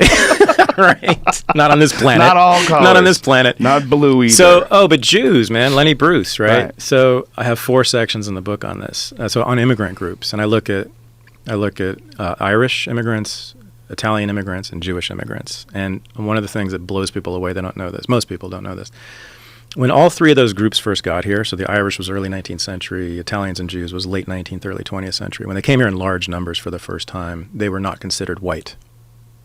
So people who looked just like me, white as hell, were, and not only just not white, they were considered, the Irish were considered to be Negroes. They were considered to be black. Really? Yeah, because they came with this culture that was nowhere near white Anglo-Saxon Protestant culture that we've been talking about. So the Irish were known as the greatest dancers on earth, even better than blacks. They invented tap dancing with blacks in New York City. They could give a fuck about working, except how much it got them in terms of wages. They believed in drinking, beginning at 8 a.m. and continuing all the way through the day during work. They lived, when they got here, they lived with and around blacks because they were poor. So in the city, in New York and Philadelphia, Boston, they lived in black neighborhoods, and often you see a lot of cohabitation, and you see a lot of what's called miscegenation, blacks and whites having sex together, procreating. Oh shit! A lot of so they were called white niggers. It was very common, and a lot of discrimination against them because of that. And also, there's very little evidence of racism among Irish Americans during that period, which is weird now because if you think about it, I mean, Irish Americans for the last 100 or so years have kind of been, unfortunately, the leaders in many ways of white American racism. But then there's very little evidence of it. And then what happened was they were like, wait, we'd like to get the vote. I mean, they were getting the vote, but not en masse. We'd like to get political power. We'd like to be treated. We'd like to get good jobs, be treated like these white Americans. So it was this very deliberate, conscious effort by Irish American immigrant group leaders and church leaders to do several things. One of them was to distance themselves from blacks, so they moved out of the neighborhoods, to enter the army and serve in the Mexican-American War and the Civil War to prove that they were good white American civilians and soldiers. They entered politics. They became Democratic Party politicians, again, proving that they were committed to the country. And most of all, everyone knows this, they became cops. So Irish Americans moved into the police forces in huge numbers, especially in New York and Philadelphia during this period, and fire departments. And they became racists. So there were these big anti-black riots called the New York City Draft Riots in 1863, which was just this huge pogrom mass lynching of blacks in the streets of New York City, and that was mostly Irish people doing that. And what year was that going on? 1863, during the Civil War. Yeah, so it was mass lynchings of black people in New York City? Yeah, the New York City Draft Riots. Yeah. Wow. Yeah, it was ugly. It was in part resentment against rich people who were paying off others to go to war for them. You could do that. You could sell your draft. You could sell your selection into the army. Really? Or you could buy it, I mean. So you could pay someone to go to war in your place, is what I'm trying to say. So it was resentment against that, but it actually sort of very quickly turned toward blacks because it was a good, wide belief that the war was on behalf of blacks, right, to free them. Mm-hmm. So the Irish were kind of pissed off at the rich people who were, not going to war when they should have been. But then it very quickly turned to an anti-black mass lynching because they were blaming these guys for this war that a lot of these Irish guys were volunteering to go fight in. So if you look at social scientists in the early 19th century when the Irish are coming in big numbers, they're Negroid, they're really from Africa, or they're chimpanzees. There was a lot of theory among social scientists and so-called scientists that the Irish were actually apes. Seriously. Books. Yeah, books were written. Many, many books. It was commonly believed by the British and by Americans that the Irish were actually apes, or the missing link between apes and human beings. Yeah, and they were actually, yes, it was commonly believed that they were actually, get this, below African Americans, that they were actually genetically inferior to everybody. That the Irish were the bottom of the barrel. The very bottom. They weren't even human beings to many people. What about Native Americans? Yeah, I guess they were down there too. But yeah, the Irish, I suppose they were sort of similar to the natives. I mean, they weren't compared too often to them, but chimpanzees. Yeah, so it's in my book. Yeah, so they were called the Irish chimpanzees. Yeah. Wow. And I'm talking about like Harvard professors. What? Oh yeah, no. And this was respectable academic discourse. This was like respectable. What years? This is the first half of the 19th century. That is insane. This is when the Irish are coming here in big numbers, right? So the early 1800s. Yeah, and it was partly Harvard professors were referring to Irish people as apes. Yep. That's fascinating. Well, obviously, everyone's humans an ape, but still, they still are apes, is what they're saying. So wow. then they go through this. They go through this really aggressive process of what's called assimilation, right? They tried to assimilate into the dominant white culture. And here's this amazing thing. So by the end of the 19th century, just as less than 100 years, all the social scientists, they're doing all these taxonomies of the world's races, right? And they're ranking them. And really? Yeah. Oh yeah. This is what my professors were doing then, man. It was hilarious. Wow. And so they would rank all these races, and including in Europe, they had races in Europe. They divided Europe into 3 races. There were the Northern Europeans who were the best ones, and the Middle Europeans who were okay, and then there were the Southern Europeans who sucked and who should be, ditch diggers. The Irish were below all of that. Where'd the European Jews fit in? Bottom. Absolutely. Bottom. Oh yeah, totally bottom. Yeah, they're like some of the the vast majority of Nobel Prize winners. I know. Check it out. Okay, so Jews. Well, let me finish the Irish thing, and I'll get to the Jews because it's totally linked. Within less than 100 years, these social scientists and all these professors, et cetera, and political leaders moved the Irish from chimp to Nordic, which was the top of the chain. That was the Northern European. It was called the white man par excellence. What? So because they were cops and firefighters and politicians and generals, and they hated blacks, and they were living apart from blacks, and they gave up dancing. I mean, I'm serious. They gave up dancing. I'm serious. If you look at priests, Irish priests through the 19th century, that's one of the things they were very concerned about, was that Irish were dancing too much. They invented tap dance. They invented tap dance, Well, which that is river dancing shit. well, yeah, that's that kinda different. died off. No, that's Irish. That's Irish. it's I'm talking about different. Irish Americans. Oh, yeah, okay. yeah. No, they invented the tap dance, which is like the base of so much of vernacular dance now. The Jews. There was a prominent social scientist named Arthur Abernethy who wrote a book which was very typical of the time in 1906, I believe. The title of which was "The Jew is a Negro." So the same thing was done with the Jews when they got here, and they got here a little later than the Irish, in large numbers, sort of late 19th century. Same thing. They were known for their musical ability, right? Jews became very famous in jazz, right? They sort of co-founded jazz in many ways. A lot of them are gangsters. That's not okay, right? Meyer Lansky. It's very yeah. The Jewish mob was almost as big as the Italian mob when they got here. And, they were considered to be very sensual, of the body, animalistic. And check this out. This is people, when I tell my students this, they do not believe me, but many historians have written about this. Jews dominated two sports in the first half of the 20th century. Boxing, you know this, and basketball. Basketball. They totally dominated basketball. Boxing, the number of world champions, many weight classes were Jews. Yeah. Many dozens of them were top. And then basketball, they totally dominated basketball until the 1950s. That seems to be the boxing thing, though. In fighting, it seems to be an economic position thing.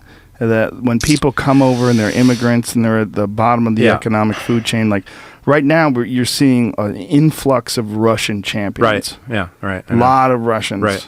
A lot of former Soviet Union. I think it's actually cultural. I do. I think because not every immigrant group does that, right?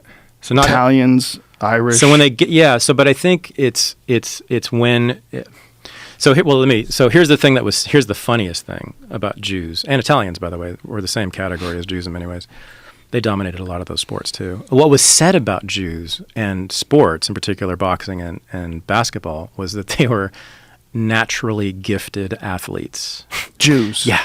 So the way that people talked about Jews and athleticism then is exactly the way that people talk about blacks and athleticism now. Wow, that's interesting. It's hilarious to look at sports writers in the 1920s, 30s, and 40s talk about Jewish basketball players and how they're naturally gifted and they can jump higher and they're faster and they're trickier. Their and butts are higher. Yeah, right. Remember that? Yeah. Jimmy the Greek. Yeah. Right. Fired for Yep, saying exactly. black people had higher butts. That's because they were trained on the plantation or something. I don't know. Well, it was genetic. It was about genetic selection. Getting the biggest slaves to mate with the. Yeah. Is that true? Is that factual? I mean, that's a commonly stated thing. No. Most historians reject that. Really? There may have been a tiny bit, but no. I would think that that's something you would want to do if you had several generations of slaves. However, you want to get the big ones to breed with the big ones. Well, so this is in my book too, but many historians have said, well, if you're going to be selectively breeding people, meaning forcing them to have sex with people when they don't want to or whatever, right? They're not going to work very well for you. They're not going to. And so it's a very tricky thing being a slave master, right? Because there's no incentive whatsoever to work. The only incentive to work as a slave is to avoid the lash, to avoid the whip. So what slaves did typically was they worked just enough to not get whipped, right? And not one bit more. So if you're doing other things to make them want to work even less, they will, right? And there's not much you can do about it, right? Because you can't whip a slave to death. If you whip a slave to death, then you have zero labor, right? So masters are always trying to strike this delicate balance between about getting the maximum output from slaves who had zero incentive to work. With wages, with a wage economy, right? We all have incentive. We work like shit, just to get the money, right? But there wasn't that under slavery. So slave masters actually oddly had this disadvantage in a way. But anyway, so no, most historians have not found much evidence of genetic manipulation like that. Genetic breeding. Why are African Americans so much larger physically? Is it a diet issue than Africans? I mean, the type of pro athletes that you see today, like football players, just 320-pound college seniors. Is that really true though? Oh, Well, no. I mean, no. I know that, but I mean, if you look comparison at to Africa, if you look at all people of African descent in the world now and took an average height and weight of them, I don't know how would it compare to people of European descent. We should probably do a study before we start talking. I mean, if you about looked at the Nebraska offensive line, right? I mean, yeah, you know what I mean. Like, there's plenty of, especially in America, right? Some giant white people too. Giant white people out there. Yeah, there's like a certain athleticism that's associated with the giant black people that's not associated with the giant white people who are more lumbering and they're never running backs. They're never. So you know Malcolm Gladwell, the writer? He's a New Yorker. Yeah, so he's argued this, and he's a black Canadian, and he's actually said in the New Yorker, which was amazing, and he got in a lot of trouble for it. He said, "No, yeah, actually, we are genetically better at sports. That's why we're faster for it." Oh, because that's connected to sort of old-fashioned scientific racism, the Jimmy the Greek variety. Right, but when you look at all the African American basketball players that are elite, all the African American football players that are elite, all the African American fighters, boxers that are elite, how much data do you need to say? I mean, well, but again, say that it's all cultural. I mean, because you could be 6'5", 280, and ripped and still suck at basketball, right? And so it can, but the guys that are really good at it all seem to be African American. And they can do things like, show me a white guy that moves like Michael Jordan, and I'll sit down. There have been some. There have been some. No, show me a white Karl Malone. Oh, definitely have been Karl Malones. White Karl Really? Malone? Oh, sure. There's Okay. no Big white power- LeBron. There's No, no LeBron. white There's no- LeBron. that was my next one. There's no any other LeBron. But no white Kobe. no, it's still. There's never been a white Anderson Silva. That's true. That's true. Yeah, no. There's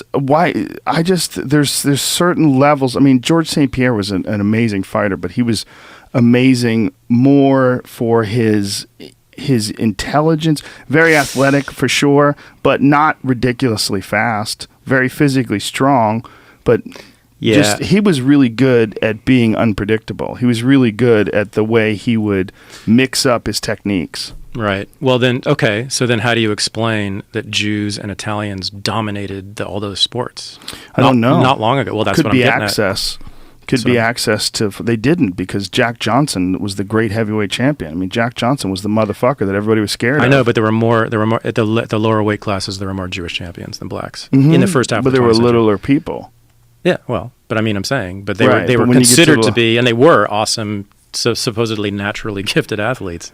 Well, I mean, there were some great black fighters as well. Sandy Sadler. There was quite a few great black. Neil Griffith. There was a lot of great black fighters too. Sure. I don't know. I mean, I don't know how much of it is access, how much of it is, access to good trainers. Yeah. So like at one point, I think it was in the 1940s, the something like 6 or 7 out of the top 10 scorers in the professional basketball league at the time were Jewish. Wow. I know. And now I think the NBA has not one. Not one. Danny Shays, I think, was the last Jew that I was aware of who played in the NBA. He played about like 6 or 7 years ago. In boxing too. I mean, there's no try Jews. to find a Jew. Yeah, no. I think there's like one guy. I saw one guy like about 10 years ago. I'm always on the lookout. I grew up with one, Dana Rosenblatt. He was a New England champion. Huh. Really? Dangerous Dana Rosenblatt. Yeah. Tough fighter. Jewish How about kid. in the UFC? Are there any Jews? I don't think so. There's probably a few. I've never noticed. Yeah, you'd have to. I don't know. It's a good question. I'd have to go through the archives. But as far as champions, no. No, definitely not. No Right. champions. Right. Yeah. Yeah. So yeah. I mean, well, so Russians. So you were talking about Russians. So like, are they? You think Russians are naturally, genetically superior in athletics? I mean, some of them. That's why they're so good. Have you ever seen Provodnikov? Yep. That guy looks like Max Kellerman did the best description of him. He said they thawed out a caveman, put some boxing gloves on him. But Provodnikov is sort of he actually, I think he serves my argument better because he's not that talented. I mean, he's not like, he's talented, but he's not, the reason he's so successful is that he can get punched in the head 500 times and keep going. Brutal power. His chin is endless. His chin is very good, but he also has brutal power. Yeah. But I mean, you don't look at him and say, "Wow, what a naturally gifted boxer," right? Compared to, Not like a Floyd or Mayweather whoever. is very skillful. He's a craftsman. Yeah. He's a real professional. Right. But Provodnikov is very slick too. He's deceptively slick. Sure. He just fucking hits really hard too. Yeah. It's a murderous puncher. Yeah, but you don't look at him and think, wow, he's like. Yeah, but that murderous punching ability is something you can't earn. I agree. There's a thing about punching. You either can hit hard or you can't hit hard. You could take a guy and teach him till the cows come home, or you could find some guy who's working construction somewhere and he could punch a bag and you just go, Jesus Christ. And you know what it's like? It's like throwing a baseball, right? Mm-hmm. It's the same. Yeah. It's essentially the same mechanics. Yeah. And right, same thing with baseball. You can't really teach. It's hard to teach that. Like some Right. guys just have an arm, right? And some guys just don't. Right. Now, look at those guys who have those arms in Major League Baseball. Tell me what color they are. It's all white guys. Pretty much. Not all. What the fuck? See, man? Now Telling we're you. confused. Telling but you. there's a difference between boxing power, the punching power, and throwing balls for some reason, and I don't know what it is, but I don't know if they're completely connected. I don't know. There's if, something about getting maximum torque. Mm-hmm. I mean, I feel like it's similar. I would think so, but it is in some ways. There's a guy named Takanori Gomi who was a very good pitcher in Japan, and he became a knockout fighter as an MMA fighter, and he throws punches a lot like. See, he throws punches a lot like the way a guy throws a fastball. Like he's always out of balance. He throws everything behind his shots. Yeah, it's similar mechanics, I would say, in a lot of ways. Yeah. But I think, boxing, I think you can get away with having shorter arms, whereas pitchers seems to be like that's a big factor in it, the mechanical advantage of the longer, Tyson had short arms, didn't frames. he? Tyson had short arms, yeah. But he got maximum. But the thing about Tyson that people don't. Talking about boxing, whatever.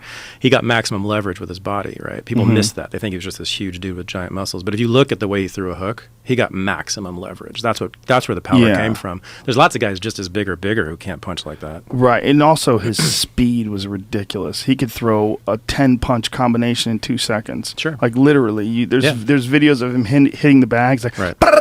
And you're just like, that's like a lightweight. That's a 135-pound guy. Meanwhile, he's 220. Yeah. And he also had giant legs. And that's where a lot of the power comes from. Like, if you look at Pacquiao's legs, Pacquiao has enormous legs. Sure, but again, it's the mechanics of it. You could be just that big and punch like a girl. Well, you also could be, the mechanics, it's not the same with everybody. There's guys that are built like Tyson, but for whatever reason, they just can't generate that kind of power. Tim Lincecum, the Giants pitcher, he's a great example, right? He's like a $140 or something. Is he really? And he can fucking throw 90, whatever it is, miles per hour. He's a $140? I don't know. He looks like, he's very small. He's very skinny. Wow. Little wiry guy. But they show he like gets this incredible torque in his torso across his chest. Well, proper mechanics are gigantic when it comes to martial arts. It's a huge thing. Like technique is virtually everything. Yeah. But then there's technique amongst gifted athletes. But yeah, I guess so. Getting that particular leverage and mastering that, having that mechanics is something that's not really always. You can't really teach it. Is what we're getting at. You right? can't I teach agree with you. bone structure. I agree with you. Well, yeah. Bone structure is the big one. Geometry, body geometry. Like George Foreman, he had canned hams for fists. They were the biggest fucking hands ever. If you saw his hands, like he'd make a fist, and you'd go, "What the fuck?" And that was why George Foreman could hit guys on the arms, and their arms would go numb. Right. They just had this weird mechanical advantage. It's true. Yeah, the mechanical advantage of bone size and density and shape, the width of the shoulders as well, directly translates to punching power. It's very strange stuff. I know. Like It is Tommy like Hearns. it's like an alchemy. You can't look at a guy and predict it, right? Not only that, it's genetically variable. Like I have a friend, my friend Ian McCall. He's a highly ranked UFC fighter. His brother has brutal power. I mean, he jokes around about it. He was like, "My brother got the power. I don't have any power." Like his brother has this brutal knockout power. Apparently, his brother doesn't even fight. Is his brother the same size, like tiny? I don't know. Yeah. I don't know, but he's just that doesn't even matter. There's this guy named John Lineker who's a flyweight. I know. He's a Tremendous power. Ridiculous knockout puncher. Right. And he's 125 pounds, but he hits way harder than anybody else in the division. It's just one of those weird things. It's like, why can he do that? I don't know. I know. That's weird. Anyway, But he's white. He's a white guy. He's Brazilian, actually. Lineker is? Lineker's Brazilian. Oh, okay. Yeah, so he's kind of white. Yeah, right. You know, the Brazilian. You can be white and Brazilian. Oh, Yeah. most certainly. Right. But Brazil is such a melting pot. Yeah. Well, they have a tripartite racial structure. So Mhm. Japanese, a lot of Japanese influence. there's A lot of black, a lot of Right. Portuguese. Of course, the language being Portuguese. Sure. Yeah. That's a very unique and amazing. Well, country. there it's weird. You know, here you're either white or black, and that's all there is. But there Mm-hmm. you can be white. I think I don't know what the name is for the people who are mixed race, but they have a name for it in a category, which is different. Right? Yeah, I don't know. So there's black, there's white, and then there's something else. Yeah. There's a lot going on over there. There is. I mean, that's where the real MMA started. That's the birth of. I mean, that's, you know, you want to talk culture.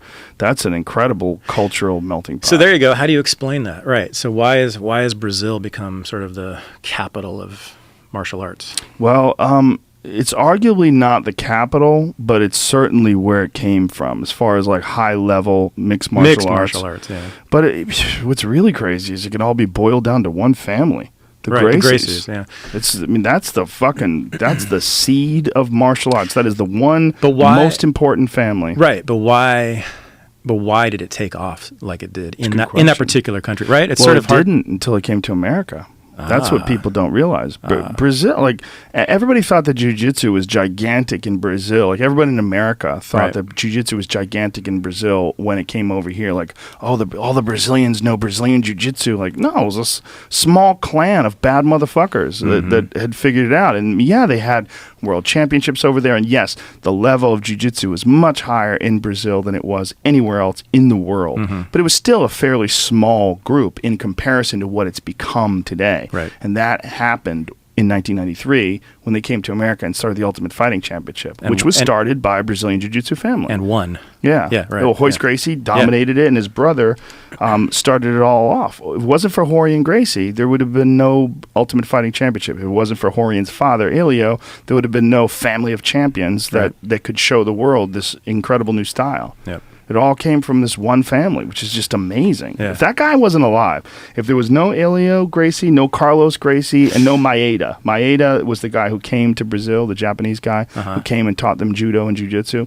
If it wasn't for those three people, there's no Ultimate Fighting Championship, and mixed martial arts is set back fucking 1,000 years. I mean, who knows? Yeah. There's more evolution in martial arts since 1993 than there have been in the past 1,000 years. Oh yeah, no doubt. So that's all from three people. Yeah. Well, Which is crazy. no, it's from millions of people. But it's three Yeah. people Yeah, yeah, started yeah. it all off. Right. Maeda, who teaches Carlos, and Carlos and Elio. Sure, but like the question is, why did that become so popular? Right. And which I can't answer. Culture is hard to. You It's asked very about hard. the cause of cultures, right? Right. It's very hard to like nail down the cause of a culture. Why do we believe what we believe? Why did that particular thing, that sport, become this international phenomenon? I don't know. Well, for martial arts, for mixed martial arts, it's pretty simple because everybody wants to know who's the baddest motherfucker on the planet. We always thought it was a boxer until we saw boxers getting taken down and just strangled at will, and they were so helpless. Right. And we saw like James Toney, who's this great fighter, who's like one of the best boxers, pound for pound, I mean, of our generation. James Toney's an outstanding boxer. Renegade Couture takes him down like it's nothing and just dominates him like a joke. Like he didn't belong in there. But see, that's a cultural question too. Why do we like to know who the best badass is, who the biggest badass is, what's the most effective martial art? Is Right? that That's cultural? That was you a- think that that's was not the just genetic, just a male thing? That was the founding question of the UFC, right? What is the best, most effective martial art? Yes. Right? Yeah. So answering that was what the UFC's mission was, right? Right. In a way, right? So, but that kind of begs the question, like, why do we give a shit? It's just male dominator chimpanzee DNA Okay. that's just still running around inside of our heads. Well, You know, why do we want to know who has the biggest dick? Why do we want to know who has the biggest not all of yacht? us do, Joe. You know. Well, some of us do. Pretending you don't care. Some of us don't need to ask. You Well, know what I mean? listen, that's cute. But I mean, these are questions that are they're just normal, natural human questions, especially when you're dealing with primates. Don't you think? Is that don't know. not a good enough explanation? I'm always skeptical when people make claims about Simplistic. cultures. Well, no, it's not. No, it's natural determinism. You know, it's like tracing it back to something in nature, and I think it's very tricky to do that. Well, it's also, we live in an incredibly warlike society, and we are running on the momentum of many, many wars and our dominance over these wars. I mean, our victories, World War I, World War II, not so much Vietnam, but all this other, the military-industrial complex, which has sort of infiltrated the entire world with military bases. I mean, that's our DNA. It's one of the reasons why Canadians are so much different than us. Wait. You think that Americans have gone to war the way we have for some biological reason? No, that's not what I'm saying. I'm saying that what do the you mean by momentum of those conflicts is a part of our culture. Oh, cultural DNA. Yes. Okay. Yeah. I mean, the momentum. Yeah, not DNA, like as in genetics, but I mean cultural DNA. Yeah, I mean, yeah, sure. The momentum of it. Just Sure. the fact that we're all born in a society that watches. I mean, how many fucking war movies have there been? Sure. Jesus Christ! I mean, every Sure. time you turn around, there's some new movie about Americans going and kicking ass in war and fighting battles and killing the Nazis. I mean, we probably made way more movies about Nazis, about killing Nazis. I mean, we're still making it. What was it, Clinton Inglourious Bastards? Is that what it was? Yeah. Tarantino. Yeah. I mean, we still, a good Nazi killing movie? Fuck yeah, Sure. man. Well, Sign us up. now it's the Afghans. I just watched Lone Survivor, the yeah. Marky Mark movie. Mhm. Yeah. Marky Mark. He's going to be Marky Mark forever. Sorry, I'm that age. Yeah, he's I doing can't. I well. can't get over when you're my age. You can't get over that. I say it too. I just thought it was right? funny that you But- called him but Marky you Mark. have to be. You have to be our age, right? Yeah, if you're in your 40s, he's Marky Mark. Yeah. Sorry. Remember the Calvin I'm sorry, Klein ads. Mr. Wahlberg. I'm Hey, sorry. very good actor. Nothing, no He is, disrespect. yeah. But he's But Marky Mark. now we're killing a lot of Arabs in the movies. Right? True. Yeah. Mm-hmm. So Yeah. Interesting. But the idea being that we have a very warlike society. absolutely, I mean, probably arguably the most warlike. If you look at it in terms of like history, right? I would not argue against that. I mean, Yeah. it kind of has to be. If there's 100+ military bases all throughout the country, If you look or at- the world rather. And if you look at casualties, created by American military interventions, right, beginning with the American Revolution, Civil War was a fucking bloodbath. Mm-hmm. The Spanish-American War, which we all forget about, killed tens of thousands of Filipinos. World War I, another fucking bloodbath. Right. World What's War the number? II. What's the total number since the 1776? It's an awesome question, and I'm surprised I haven't added it up. But more or less than 50 million. Oh, that Americans have killed? Yeah. Well, that's the hard thing to determine. Well, first of all, a lot of these people we don't know about, right? Because like Vietnamese, we don't know exactly how many people died under those bombs. Right. The estimates range from 1 to 2 million Vietnamese died in that war, but we don't know. I mean, a lot of them were vaporized, or just died in the jungle and no one ever found them. So, but it's not a bad. I would guess that the United States of America, has probably killed more people than anyone else. What about Genghis Khan though? Oh God, we crush him. Really? Oh yeah, because first of all, he wasn't using modern weaponry. But do you know how many people he killed? No, but there's no way. How many do you think? I have no idea, but just Hiroshima alone, there's no way he killed that many people. They believe that during yeah, Genghis Khan's lifetime, between the time he was born and the time his direct lineage died, between, depending on who you ask, 20 and 70 million people. 11% of the population of the world. How are they counting that, though? I have no idea. Yeah, not with weapons. I mean, some of that could have been disease and No, they just dislocation They and just starvation. fucking killed entire populations of cities. They Really? killed a million people. Direct murder of And people? They had so many bodies stacked up that the Khwarezmian Shah had sent this the scout team to go check out Jin, China. They had gotten there after the Mongols had already invaded, and they getting close. They had abandoned their mission because the roads were so covered in dead bodies and decay that people were getting sick and dying. The roads were filled with mud, and the mud was actually the decaying bodies had made the roads unstable. They saw a pile of bones in the distance that they thought was a snow-covered mountain. And as they got closer, they realized it was bones. Okay. Yeah, Dan Carlin's Hardcore History does a 5-part piece on the Wrath of the Khans. So much so that there was a recent study that showed that they did core samples that the carbon footprint of Earth changed during his lifetime because he killed so many people. Wow, I didn't know this. Okay, so fine. So we're second. 11% of the people on the Earth. We're the runners up then. Okay, he But can I he mean, can be the champion. He wins in a big way because they were using fucking arrows. Yeah, arrows exactly.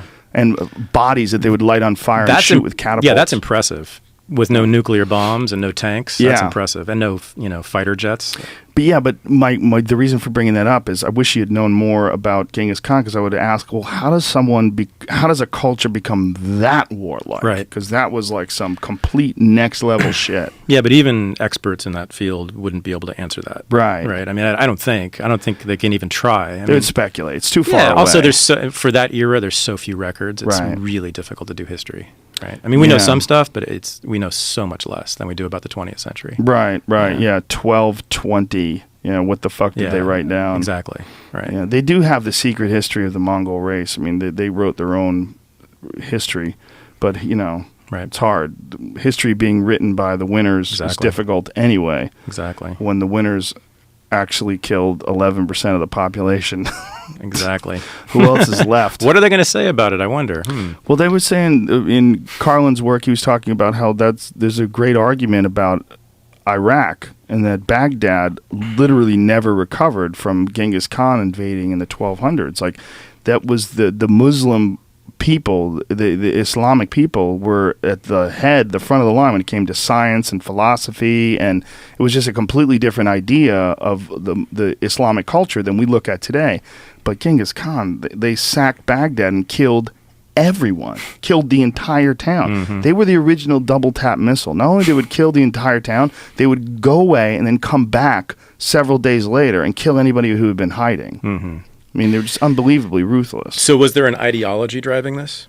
It's a good question. Yeah. Yeah. I don't know enough about it. I just know what I've heard him talk about. Yeah. I'm just a lowly U.S. historian. Well, what's the ideology for what we've done? Well, that's another question. Yeah. Yeah. I mean, hey. So good question. So, I mean... God, guts, glory, ram. Yeah, well, so there's that, the John McCain school, right, which is like, defend American honor. It's very masculine. You know, Right. they wronged us, so we got to go fucking avenge ourselves. I mean, I do think that's kind of like the base of the Republican Party, I think that's why they want to go abroad. It's not really even ideological. It's sort of this primal masculine urge to defend one's family and honor. That's one reason we've gone and killed people. Then the other is economic, right, which everyone knows about. The war was for oil, right, or natural resources, or strategic advantage against our enemies, right. And then the third, which is what I talk a lot about, is this humanitarian shit, right, which is like we need to go out and save the world. We need to go out and make people be like us. And I think that drives actually a lot more foreign policy than we give it credit for. Especially now, especially with the Obama administration. So if you look at people inside of his administration like Samantha Power and Susan Rice and even Obama himself and even Joe Biden, they really come from that kind of thinking about, they're like community organizers. They're people who did go out into the ghettos to like uplift these poor people, right? That's who they are. So they've said this. If you ask them or read them what they have to say, they say, we need to go and save the Libyans. So that means we got to bomb Libya. We need to save the Syrians. So we got to bomb Syria. We got to save and they're big on Africa. Susan Rice and Samantha Power have been calling for basically invading Africa for a long, long time to stop another Rwanda from happening, to stop another genocide from happening. It's this incredible thing that Americans and the British really kind of created and perfected over the last 120 or so years. The British were all about this, right? South Africa was all about, it was about taking the goods down there, the diamonds and the minerals and all that shit, but it was also about uplifting the savages and all of Africa. So is it having this ulterior motive, justifies the invasion? No, having resources there justifies the invasion? Right. Some people think that they're being dishonest. I don't. I think Really? they're true believers. Not all of them. I think. But you think Obama's a true believer? Yeah. Oh, yeah. I think and if you read his stuff, a lot of people don't know this, but if you read, he has an article in 2007 when he was just starting to run for president in Foreign Affairs Journal. He says, America needs to be the world's leader. And he says, to do that, we need to increase the military dramatically. We need to have more Marines, more Army soldiers, the whole 9 yards. He called for increasing the military budget. People don't realize this, in 2007. And he said, because we need to lead the world. We need to be everywhere in the world. Hillary's the same way. Well, how do you reconcile the differences between what he said when he was running for office and what he did when he got into the office? I think he got a lot of pushback. I think a lot of people, both in Congress and sort of in the public generally, have been less and less interested in war for a lot of good reasons. And one of the interesting things is it's been, as you said, it's been left and right. It's been people on the left and the right have been less and less interested in the war. So for the first time in decades, we have many Republican politicians who are basically anti-war, and powerfully and loudly anti-war, like Rand Paul. He's sort of like got a libertarian bend kind to him, of, though. kind of. Although most libertarians hate his guts because he's kind of diverged. He's a little wishy. He's definitely wishy for them. Yeah. Is that because he's like seen what's happened to his dad? I think it's because he's running for president in a real way, whereas for his dad, it was always just a protest. Right. Right. He wasn't really going to win ever, so he could be pure ideologically. So you think he's playing ball a little bit? I think so. Who knows? But Does I he guess have a so. chance? Small one, I'd say. Small one. It's going to be interesting. So what's going to be fascinating, and I hope this happens, is that it's Rand versus Hillary. Because on foreign policy and on drugs, by the way, she's going to be the right winger, and he's going to be the left winger. How weird. She sucks on the war on drugs and on foreign policy. She wants to bomb the fuck out of everybody, and she's all about incarcerating people for drugs. Really? Yeah, she's certainly never said anything otherwise. And every time she's been at, and her voting record. If you look at her voting record, it's all for the war on drugs, top to bottom. And her fucking husband was like a leader of it. Rand, on the other hand, is not perfect on foreign policy, but he's way less interventionist than she is, right? Much more hesitant to go abroad with the 82nd Airborne, and he's awesome on drugs. He's about legalizing weed tomorrow, and he's probably soft even on the powders. The big fear that everyone has with the idea of a non-interventionalist foreign policy is that some big evil government will build up without us being there to smack them down. Some ISIS type scenario will get completely out of control and start killing Americans abroad and start launching attacks. That's the big fear, right? Well, okay, so that's an argument for having a powerful defensive military. Right? That's not what we've ever had. We've never had a defensive military. Well, you would know from studying martial arts that the best defense is a good offense. You can also I've heard the flip of that, right? Like it's the other way around too, right? Good defense is a good offense, but the point is that the US military historically has never been used defensively, really. It's never ever, even in World War II. I mean, it's hard to even argue that Pearl Harbor was, it was, first of all, a lot of people have said that the Japanese were forced to attack Pearl Harbor, but certainly apart from World War II, I mean, the U.S. military has never been used truly in defense of us. And that's what people need to come to grips with. So, if you want to talk about changing that pattern, and creating a military that is truly defensive, and changing the culture so that we are interested in our military only as a defensive mechanism means, right? Then we have something to talk about. But that's not the way it's ever been used. Right. And what would be the argument for? I mean, is there an argument for beefing up our presence abroad to prevent peace? Or to ensure peace, rather? I mean, is there an argument for like the McCain School of Thought? Yeah. Like beefing up our positions in all these different parts of the world just to make sure that like an ISIS type situation could never rise up? Yeah, there's definitely an argument. It's called Pax Americana, the American peace. A great example of that argument was a document written by a think tank in 2000, 99 or 2000. You may have heard of this. Project for a New American Century, it was a think tank in Washington, D.C., which was full of people who ended up in the Bush administration, neoconservatives. And in that document, it's called Rebuilding America's Defenses. You can Google it. It's online. In that document, they call for a massive buildup of the U.S. military. They called for a massive deployment of troops and bases and aircraft carriers all across the world. And they said that is necessary to maintain world order, American dominance, and they said peace.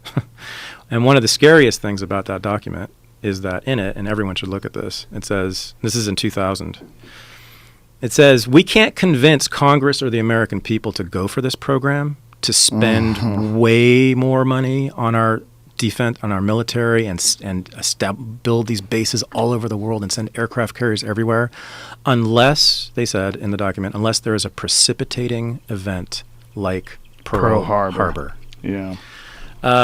Now, that's always the argument. Now, I'm not a truther. I don't think they actually did fly those. I don't think the Bush administration was responsible for 9/11, but no question about it, it served their purposes. Well, you would know that quote. There's a famous quote about any situation that's not capitalized on, any tragic event that's not capitalized on is truly a tragedy. Yeah, There's right. some military quote about that. Never let a. Well, I know that what's been said recently is never let a good crisis go to waste. Yeah. Right. That's there.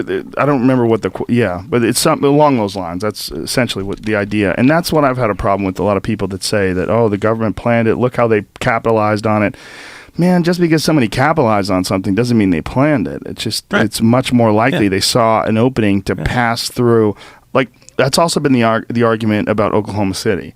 When Oklahoma City, there's a radical sweep of legislation that went through that couldn't go through, anti-terrorism type legislation post Oklahoma City. And like, well, they planned Oklahoma City. They blew up that building, and they blamed it on Timothy McVeigh in order to push this and no fertilizer. I mean, there's all these compelling arguments about it that are really confusing as fuck because you get trapped down that rabbit hole of, those wacky websites. Yeah. They don't need a conspiracy, right?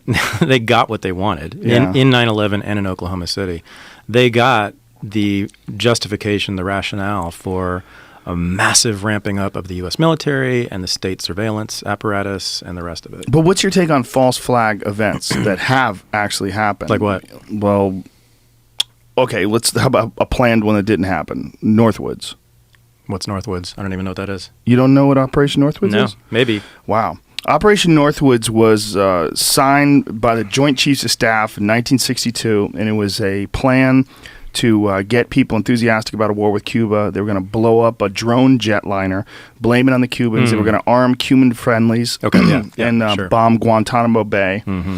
And they were going to kill American civilians. Right. And they were going to blame it on Cuba, and that was going to get us. It was vetoed by Kennedy. Sure. Yeah, this was the Kennedy era CIA, which was one of the crazier iterations of the CIA. Yeah, so they had a lot of that shit going on then. There was absolutely straight up closed door cigar smoking conspiracies in that CIA and in other CIAs too. That was kind of the peak of that. Blowing up Castro's cigars and all that shit. Right. Yeah, they wanted to put like dynamite inside cigars. Yeah, it was those dudes. It's that kind of group right then who were part of that. So, that's a hilarious idea, isn't it? A real exploding cigar, like fucking geniuses. Yeah, if you want, it's a really fun. I mean, it's funny now. Thank God they have never tried these things, but they had all kinds of plans like that were utterly ridiculous to get Castro out. Right.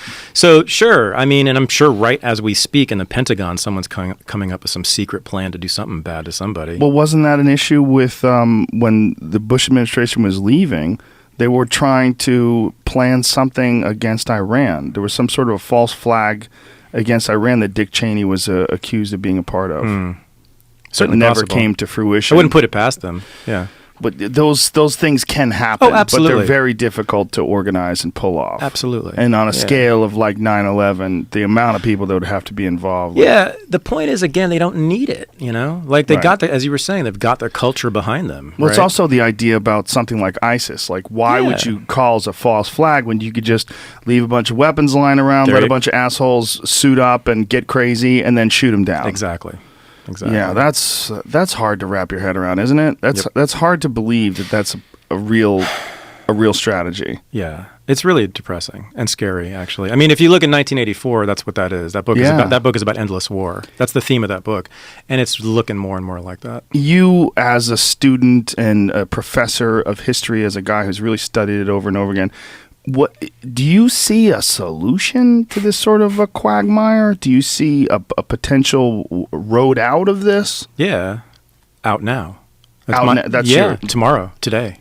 I mean, and let everybody over there just blow themselves up. Let them figure it out. ISIS rises to power. They have a fucking $100 billion in nuclear power, and just deal with it. Yeah, I mean, I think every piece of intervention makes it worse for us. I do. I think that until we started bombing ISIS, they had no reason to attack us. Now they have a good reason to fly planes into our buildings. It also seems to me that as technology improves and as our ability to kill people easier and quicker improves, it gets weirder and weirder when you're willing to engage in war. Like post Hiroshima, it became this fact that nuclear power and nuclear arsenals existed, and it can be done, but it hasn't been done since. It's like it's so atrocious and it kills so many civilians and it's so non-surgical that we decide we're not going to do that anymore. But it's always there. We're pointing them at the Soviet Union. The Soviet Union's pointing them at us. Everyone during your high school years and my high school years, we were terrified of being attacked by Russia. And we're going to mutually assured self-destruction was the only thing keeping all this from happening. But as technology gets better, it's almost easier for people to cause mass destruction. Almost easier now than ever before. That's true. It becomes even scarier when you now you have drones, and now you have suitcase nukes, and now you have all this new technology, disbursement of toxins and Absolutely. So here's, that's the reason not to piss them off. yeah. So that's my out now position, right? That's what that leads into. It's like, if you kick a dog, is it more likely to bite you? I think so. The CIA would say, no, listen, we need to keep these motherfuckers right. We put our hand right in their forehead, let them keep swinging. Yeah. That way, if we ever have to pop a cap at them, we'll pull the gun out with our left hand and Yeah, but all of that shit was created by U.S. policy. Osama bin Laden was trained by the CIA, right? I mean, the Mujahideen against the Soviets. He got weapons and training, and he was their buddies, right? Not only that, they instituted the idea of blowing yourself up. I mean, this holy war thing, this jihad as a holy war, it really that wasn't a part of their culture until the CIA came along and taught them it. Yeah, no, for sure. Yeah. It's the whole thing, the whole history of the last 30 or so years in the Middle East. That's all the bad stuff is created by U.S. policy. But it's so hard for us to step out and go, well, just let them figure it out on their own. Yeah, I understand. We're like, nope, we got to be there. No, got to be there keeping the peace. Out now, man. What would you do about ISIS if you were the president? President Russell. The people of... So there are very substantial armies surrounding ISIS right now that are not the Americans, right? The Kurds have an army. Iraq has an army. Saudis don't want those dudes around. And we're a part of this attack on them. It's not just the United States attack. ISIS is maybe 20 to 30,000 19 to 20-year-old dudes with very... Is that really what it is? Something like that. I've never seen an estimate more than 30K. They're a bunch of fucking teenage lunatics, basically. I mean, that's the core of them. And then in terms of like the hardcore membership, the estimates I've seen are more like 10,000. What are they going to do against the Kurdish army, the Iraqi army, and the Saudis? I don't see it. Good luck, dudes. And also, on top of that, as I was saying earlier, good luck trying to impose Sharia on a whole population that's streaming The Simpsons through its satellite dishes. Good luck with that. But when you see these guys getting their heads cut off on television, that, to me, like the big production of taking people, especially taking people that don't deserve it, that's one of the weird ones to me. That's like, what could be gained out of cutting someone's head? I've heard people say... Terror. Well, yeah. I've also heard people say that this is to try to get Americans to not go there. And I'm like, that is the last thing of course not. That would work for. No. You're going to kill journalists and cut their heads off? No, We're going to demand action. They're obviously baiting us into it. But why? Well, for the reasons we've been talking about. They know that if Americans intervene and start bombing people, they're going to kill some civilians. And guess who will be great recruiting material, the families of those civilians killed. So you think it's the strategy to create martyrs? Probably. We don't know for sure, but it would be a smart one. Yeah, makes sense to me. What a weird strategy. Well, no, to get the U.S. U.S. Is it just short-sighted? Is it possible that they're just not thinking that far in advance? No, I mean, the strategy is to get us to drop bombs on the people of the Middle East, right? Which it's the blowback theory, which tends to cause people to dislike the United States and join groups like ISIS, right? So it's as David Petraeus himself said, it's actually a great recruiting tool. So U.S. foreign policy interventions in the Middle East has served as the greatest recruiting tool for Al-Qaeda and ISIS, of course, right? You get people to be pissed off and want to kill. What would cause you to join a terrorist group? I mean, the only thing that would cause me to do that is if someone dropped a fucking bomb on my family. Right. Right? You know, I'd be not a nice person, right? Yeah. And I'd be willing to do all kinds of crazy shit I wasn't willing to do prior to that, right? What better way than to get the United States to start doing that? Create a whole population of potential recruits. Wow. That's a fascinating end game. They're crazy, but they're not stupid. That's terrifying.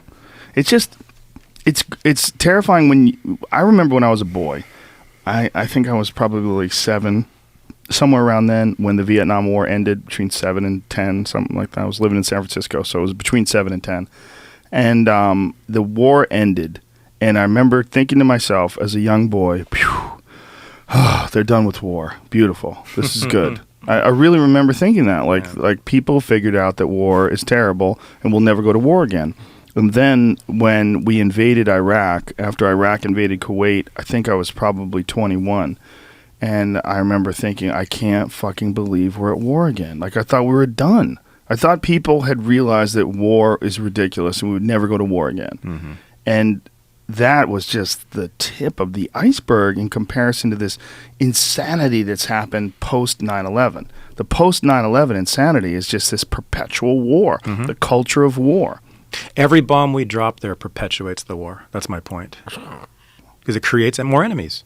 Or we just fuck so many people up, there's no enemies left. Right. So, that's one option. You can kill all of them. Kill everybody. Kill all of them.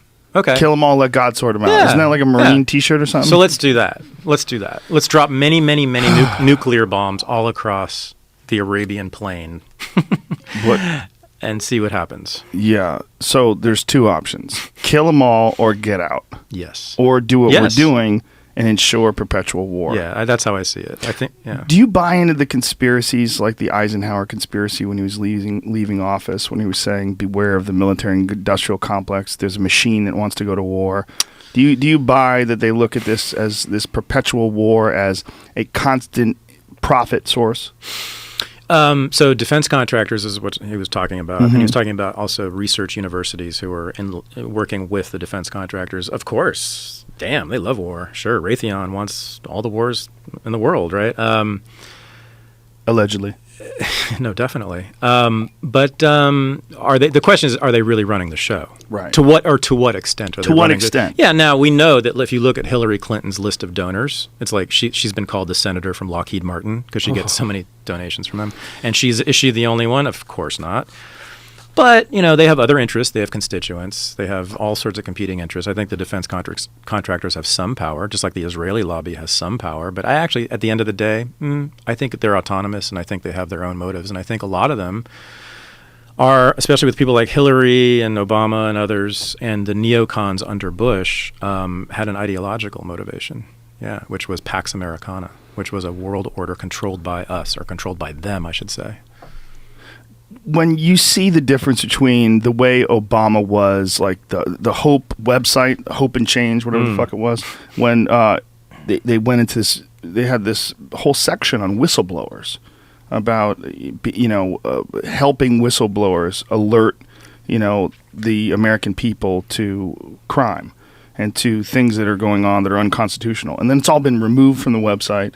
And now you see how horrible he's been on not just whistleblowers, but on the press and on people, forcing people to divulge their sources. And the worst. Yeah. The ACLU has called him the worst president. How the fuck does that happen? Is that just a guy that's just under pressure once he gets into office? Or is that how he was all along? I think it's who he was all along. So he was just bullshitting. You got everyone. So in 2007, 2008, when he's running for president, I felt like I was on an island in a sea of crazy people because I was reading what he was writing. I was listening to his speeches. I read the Democratic Party's platform for 2008. And in it, it was all about the military-industrial complex. It was all about expanding American power and control abroad. It was about increasing the military budget, increasing the number of Marines and Army soldiers. It was about not repealing the Patriot Act. It was about a very powerful nation state that controlled not just people abroad, but people here. Dude has always been about that. Always. He's always been a nationalist first. An American nationalist first, and everything else is second. And so Yeah, I was sort of listening to these people talk about him being a peace candidate and someone who would eliminate the Patriot Act and someone who would, never spy on Americans. And I'm like, no, look at who he was. When he was running, he was saying this publicly. He wasn't keeping it secret. It just people wanted to see something else in him for various reasons. Because he's articulate as opposed to Bush, because he's well-educated, because he's black. Mm-hmm. You said black with me. You were holding on to black. I was. Biding my time there, yeah. Well, one of the most disturbing moments of the debates to me was when him and McCain were going at it, and McCain corrected him about Afghanistan. And McCain, we were talking about like just going into Afghanistan and sending in troops, and he's like, "Hold on, do you know what the fuck you're talking about?" Essentially, McCain was like, "Have you been to Afghanistan? Do you know what it's like there? Like that place is run the same way it was run when Alexander the Great was around. Right. It's really not that much different. It's incredibly difficult terrain, really hard to get anywhere. People can hide anywhere. Yeah. It's essentially you have one city in the entire country. You got Kabul, and then you got warlords. Mm-hmm. Warlords that control small groups of people, and they're scattered throughout the country. Right. Good luck. Yeah, so when John McCain is taking the peace position in a debate with you, Yeah. Yeah. that should tell you something about who you are. Yeah. Well, for me, it was like No, he's a warmonger. He always has been. Obama. Yeah, always has been. That's Always. incredible. Oh, yeah. Hope and change, man. What are you talking about? What happened to hope and change? Restoring America's Leadership, 2007 Foreign Affairs article. Everyone should read it. Yeah, everyone should, I guess. It's I short, need to too. read it. It'll take you 5 minutes. Yeah. What do you think about, like, the WikiLeaks stuff and the Edward Snowden stuff and all the digital age that we live in is very fascinating to me in that there's just a certain amount of impossibility in controlling data when you get to like a large organization like the United States military. No matter how well they put up their firewalls, no matter how good they guard their data, you're still dealing with human beings and young human beings, by the way. Yeah, it's weird. Technology can cut either way, right? So it's like on the one hand, it's very difficult for those large institutions to control their information now, right? We can get in there like Snowden did and like WikiLeaks has. We can get in there and disperse it and everybody fucking knows what they're up to. Yeah. Right? So that's kind of good, I think, for democracy and for freedom and for us and for our privacy and power, et cetera, against them. But on the other hand, they can use it against us and are all the time, right? So they have all these cameras everywhere and all these cities, New York City and London. I think London, isn't there a camera on every corner in London now? Well, how about Camden, New Jersey, where they don't even have cops anymore? They just replaced the cameras. cops with cameras, right? Exactly. So, yeah, and so they're looking at us, and the FBI apparently has this thing where they're looking at us through our webcams. On our computers. Not me. I got tape on mine, bitch. Right. Yeah. Good move. You want to watch a middle-aged man beat off? You're on your own. Can't fucking get it from me. They might even want that information. Let's just go ahead. I beat off the normal stuff. You want to ask me? I'll show you. I'll send you the links. but I'm not I'm not hiding anything. If I was, like, say, if I was a person in a position of influence and I was, concerned about my future and my position in the company, and they found out that I was only watching tranny porn. Exactly. Sorry if I said tranny. You're not allowed to say tranny anymore. Yeah. Right. Transgender porn. Yeah, Dan Savage, of all people, got into trouble for using the word tranny. Isn't that hilarious? Can you believe that shit? Well, how about the guy who runs Bravo? What is his name? Andy Cohen? He got in trouble for saying twink. Oh, I didn't know that. Calling someone a perfect twink. Right. Like, you can't say twink. There's people out there that are just fucking professional victims, and that's what full circle brings us back to what we were talking about when it came to colleges, and that's one of the reasons why I want to play Dear Woman for you. Do you have it? Yep. Did you pull it up? You have to see this because this is the white knight encapsulated. This is the white knight ideology encapsulated in the most ridiculous form. My blood pressure's about to go up. No, you're gonna love it. Okay, it's beautiful. Dear woman, we stand before you today as men committed to becoming more conscious in every way. We feel deep love, great respect, and a growing sense of worship for the gifts of the feminine. We also feel deep sorrow about the destructive actions of the unconscious masculine in the past and present. We want to apologize and make amends for those actions today so that we can move forward together into a new era of co-creation. Isn't this beautiful? As I become more conscious, I grow more more aware conscious. of the play of masculine and feminine energy in me, in you, Isn't he beautiful? and in all of life. I know that we all have access to the full spectrum of these energies. I also have a full growing spectrum. awareness of the dimension beyond all dualities, free and open like the sky. Like the sky. I commit to owning Look at and this guy. stewarding a masculinity that honors and celebrates us as equals. I know Nice that in eyebrow order ring. to truly honor you as a multidimensional woman, I must stand fully present with myself Whoa. and own the gifts I have to share with you. We can create great miracles together. Oh my God. By nurturing each other in a conscious way. By Psychos. treating each other with reverence and respect. Psychos. And by worshiping the divinity expressed in the masculine and the feminine energies. What? As men, our relationship to the feminine has often been unconscious. I feel sorrow that women and feminine energy have for so long been subjugated and oppressed. Throughout history, men have raped and abused This goes you. on for 8 minutes. Yeah, we can stop at any moment now. Oh, look, they're playing a theatrical version of a pain. woman And sold on the your bodies of for suffering. sexual on the pleasure. stake.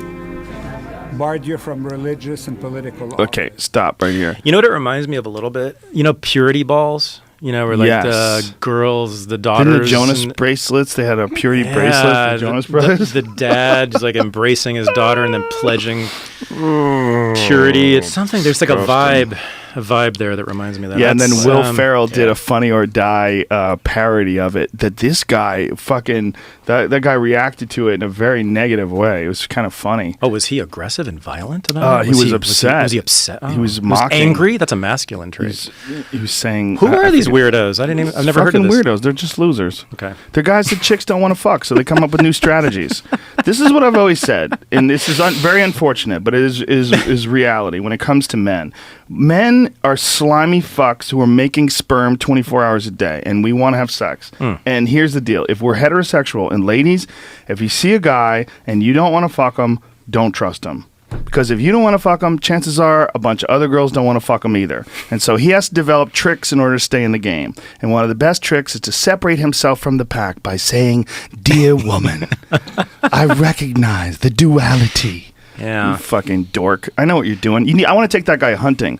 I want to put him on a fucking, give him a rifle, make him hike up to the top of the hill and find your own food. He's lacking in all masculine positive traits. He's fucking cowering. I'd rather. Dear woman. I want to take him to a singles bar. Anywhere. See how he does. But wait, any woman who's not out of her fucking mind would be That's the creeped out question. by him I in a mean, heartbeat. How successful is that? Yeah, completely unsuccessful. Doesn't work at all. How many views did it get? Well, probably 1 million, but everyone's mocking it. Just for fun, yeah, right? Yeah, everyone's just like, what the fuck? I've probably seen it 100,000 myself. It's fucking preposterous.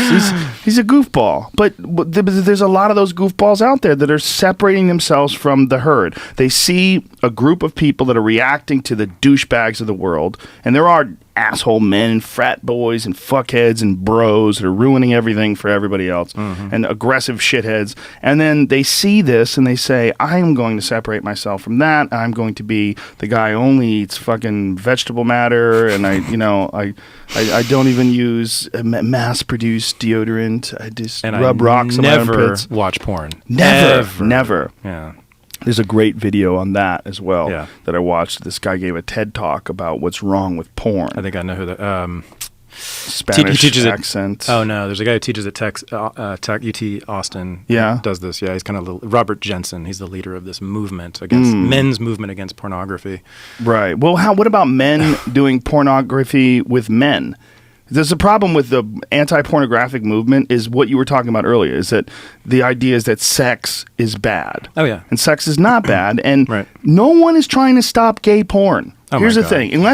Unless you're some sort of a fucking churchgoer Right. and you think that homosexuality is evil, there's no movement to stop gay guys from making gay porn. Yeah. No men are out there going, we need to stop these gay men from abusing each other in gay porn. No, they like fucking each other. They do it for fun. They enjoy the shit out of it. And guys like Dan Savage, he'll openly talk about how he was on the podcast just going off about how he watches gay porn. Sure. No one has a problem with it. Zero people have a Right. problem with it. Pornography is the most democratic institution in our society.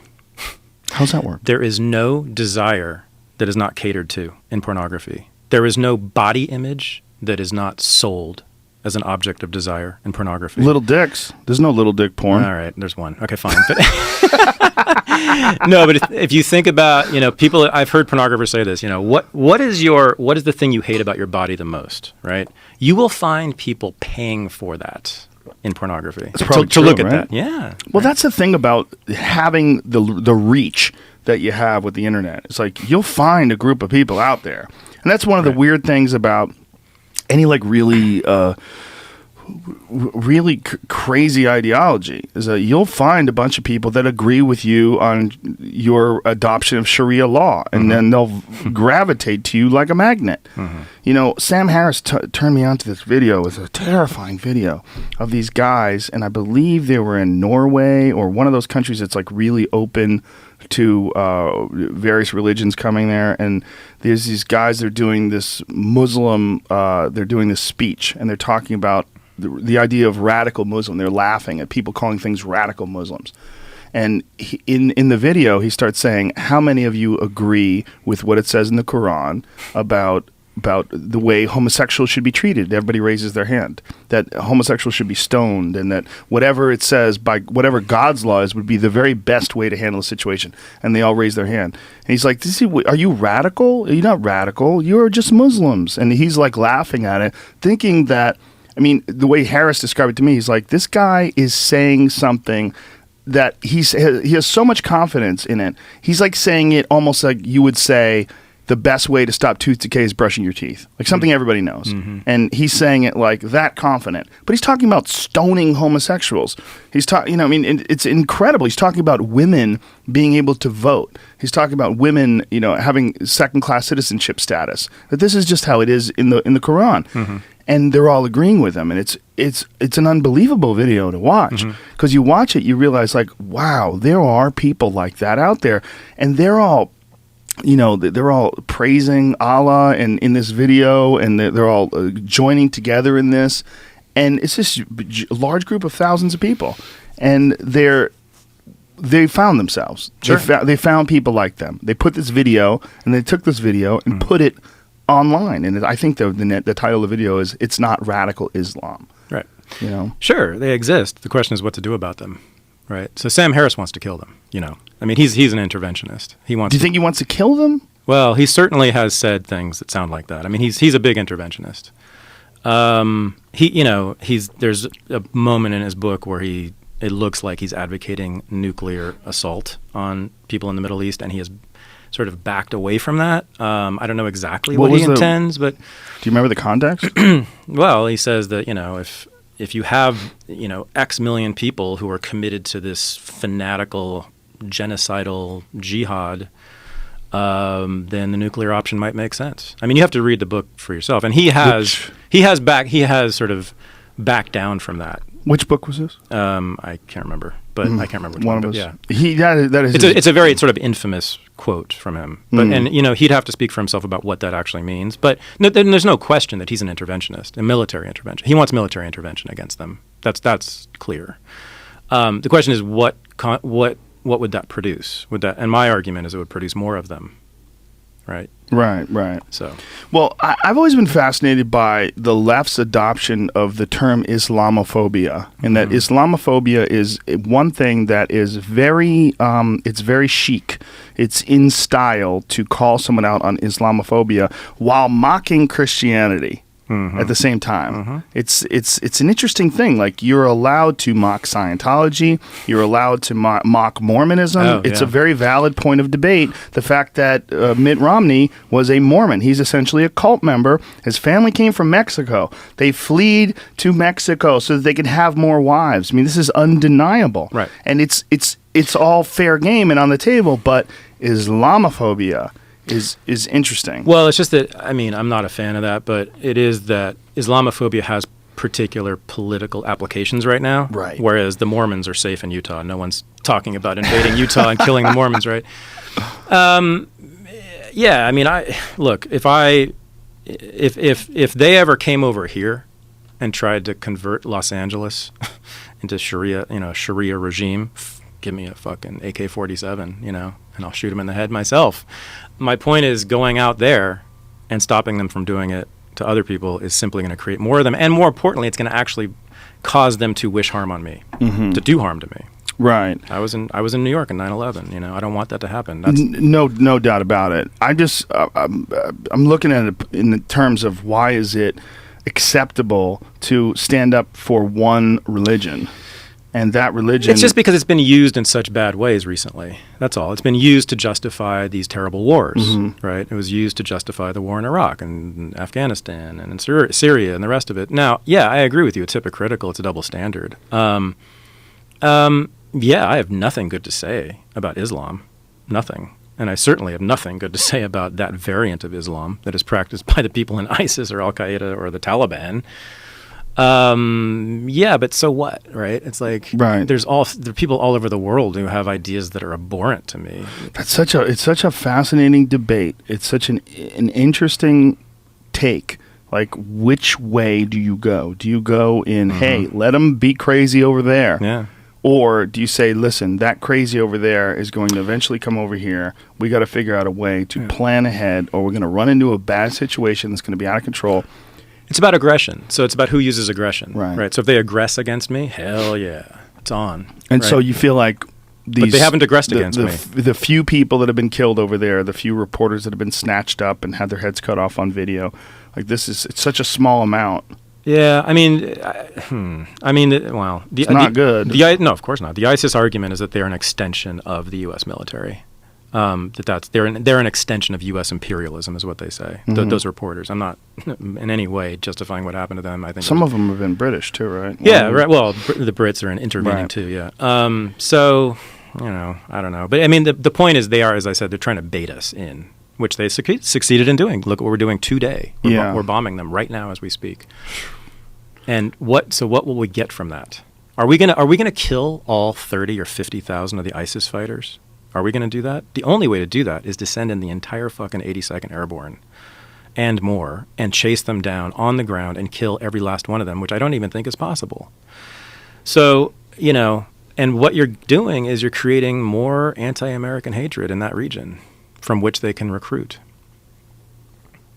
Endless war, 1984. Fuck.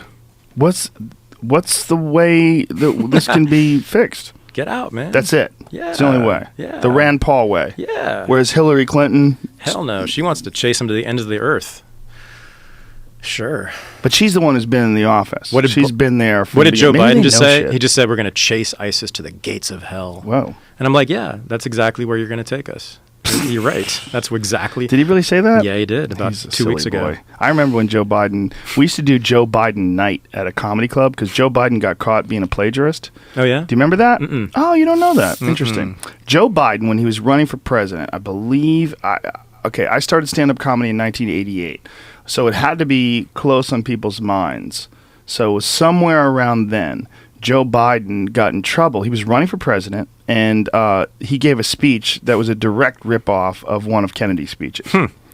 And they said, he has speech writers. He didn't even know. But, I mean, they didn't even fucking bother changing the words. They just plagiarized the shit out of Kennedy. And so we used to do Joe Biden night at Stitch's Comedy Club. And what we'd do is, I would go up and do one of my friends' acts, and he would go up and do me, and we would do each other's act as a joke. And they called it Joe Biden night. Oh, my God. So I was, and he never ran for president again after that. Because of that? Because of that. Because you fucked with him so badly? No, because of that. Because everyone knew that, there was because I remember it, I guarantee you, other folks that are in the know, especially politically in the parties, they know, that's a big skeleton in his closet. Look, dude, you could be vice president. Yeah. No one's going to dig too deep. But if you ever get to be president, they go, why did you plagiarize fucking Kennedy, man? Yeah. I kind of like Biden in the sense that he's not very filtered, right? He doesn't edit much his thoughts. Right. So what he said about Obama during the race, he's like, well, people like him because he's clean and articulate, Right. White people like black guys who are clean and articulate and well-spoken. And thin. Yeah, and shaped. They look. Seems healthy. Yeah, exactly. He jogs a lot and stuff. Yeah, he's not Lil Wayne. Yeah, he's safe. He's okay. I thought he was right. I thought, Yeah. I thought that was correct, and he got all this shit about it. Well, there's no doubt. We like white people that are clean and articulate as well. I mean, if you got a Rob Ford guy running for president, and he's done pretty well in his political career. I mean, in Canada. Yeah, Canada's a different animal, man. I guess so. It's a totally different animal up there. I'm Team Ford, man. I like you like him? Well, no, I'm just Well, kidding. his brother's running. I'm now. just kidding. I mean, it's just the fact. It's. I'm all about individual freedom, and like if you're smoking crack, I don't care as long as you run the city correctly, Yeah. Why is it okay that he drinks whiskey, but it's not okay if he smokes Exactly. crack? There you go. Yeah, I mean that's the tremendous North American double standard, right? Yeah, the double Which standard. you know about all too well, right? Sanctioned drugs. Yeah, I mean, come on. I mean, alcohol compared to weed, please. Yeah. The destructiveness of alcohol. Well, not only that, the self-awareness aspects of it, the blinding you to your actions aspect of alcohol, which is the whole thing. Look, everyone's talking about being intoxicated and intoxication leading to rape. No one's talking about stoned rape, okay? And it's not a coincidence. Exactly. It's even though marijuana is illegal, marijuana is something that I believe probably causes less rape than any other intoxicant you could ever take. Absolutely. Yeah. It makes you paranoid and self-aware Absolutely. and sensitive, and you're also more aware of other people's feelings. And oh yeah, it's probably the least likely to rape drug voted ever. Of course, of course, it makes you less aggressive. Of course, Yeah. of course. Yeah, and there's just one of them. I mean, all of the psychedelics, and marijuana is not thought of as a psychedelic, but I think it's very much psychedelic. It is. Yeah, they're all illegal. Well, that's sort of changing too. How do you feel about that? I mean, it's an interesting thing seeing the economic aspects of legalization, state, not federal, because the states have adopted these new policies in Colorado rather, and in Washington State, and now other states are looking at it and wondering whether or not they should dive in because of the amount of profit that they're making tax-wise. Yeah, substantial money. So I'm for total decriminalization, legalization tomorrow of all drugs. Period. Okay. So, but I actually voted against. Was it 17 in California, Prop 17? Mm-hmm. Because if you read it, it was, and a lot of people were saying this. It was written by this guy in Oakland who was going to be the new corporate chieftain of the weed industry. And it was written in a way that was going to make it very difficult for the mom and pops in Humboldt to exist, to survive, to compete. Really? To compete, yeah, because it was going to be full of regulations, right? So the state was going to regulate the shit out of it. So it was some sneaky shit. And most likely, this wasn't stated, but what else is going to happen? They're going to go to your little farm in Arcata, California, and they're going to be like, what is that hippie doing there? Right. You got all these guys who are like long-haired and they're high and there's not good workers. It's they're going to regulate and say, I'm sorry, this is not up to snuff. We're going to have to shut you down. Mm-hmm. The guy who's going to run the Walmart of weed in that giant Oakland warehouse he was going to establish in the East Bay up there, he's going to be fine because he's going to be super regulated. He's going to be very clean. All his employers are going to be vetted. They're not going to be potheads. He'll be politically connected to all the right people. And of course politically connected. So a lot of the Humboldt growers were opposed to that proposition for that reason, because they saw it forcing them out and handing the reins over to the big and these big corporate entities and pharmaceuticals.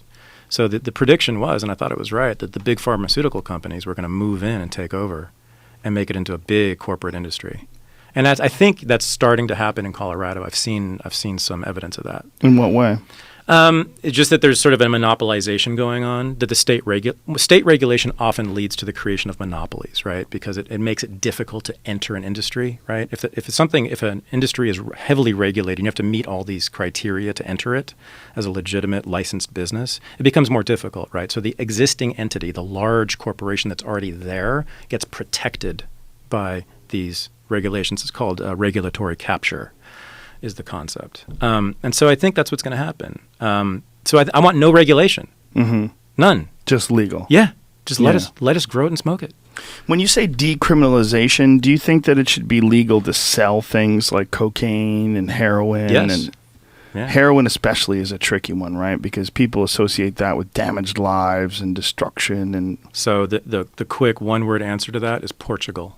Right? Mm-hmm. So Portugal decriminalized all that shit. I mean, there's some regulations there, but they decriminalized all those drugs more than 10 years ago. Well, that is the difference between decriminalization and legalization. Legalization, like if you're selling pottery, nobody's going to give you a hard time. Anyone can sell pottery.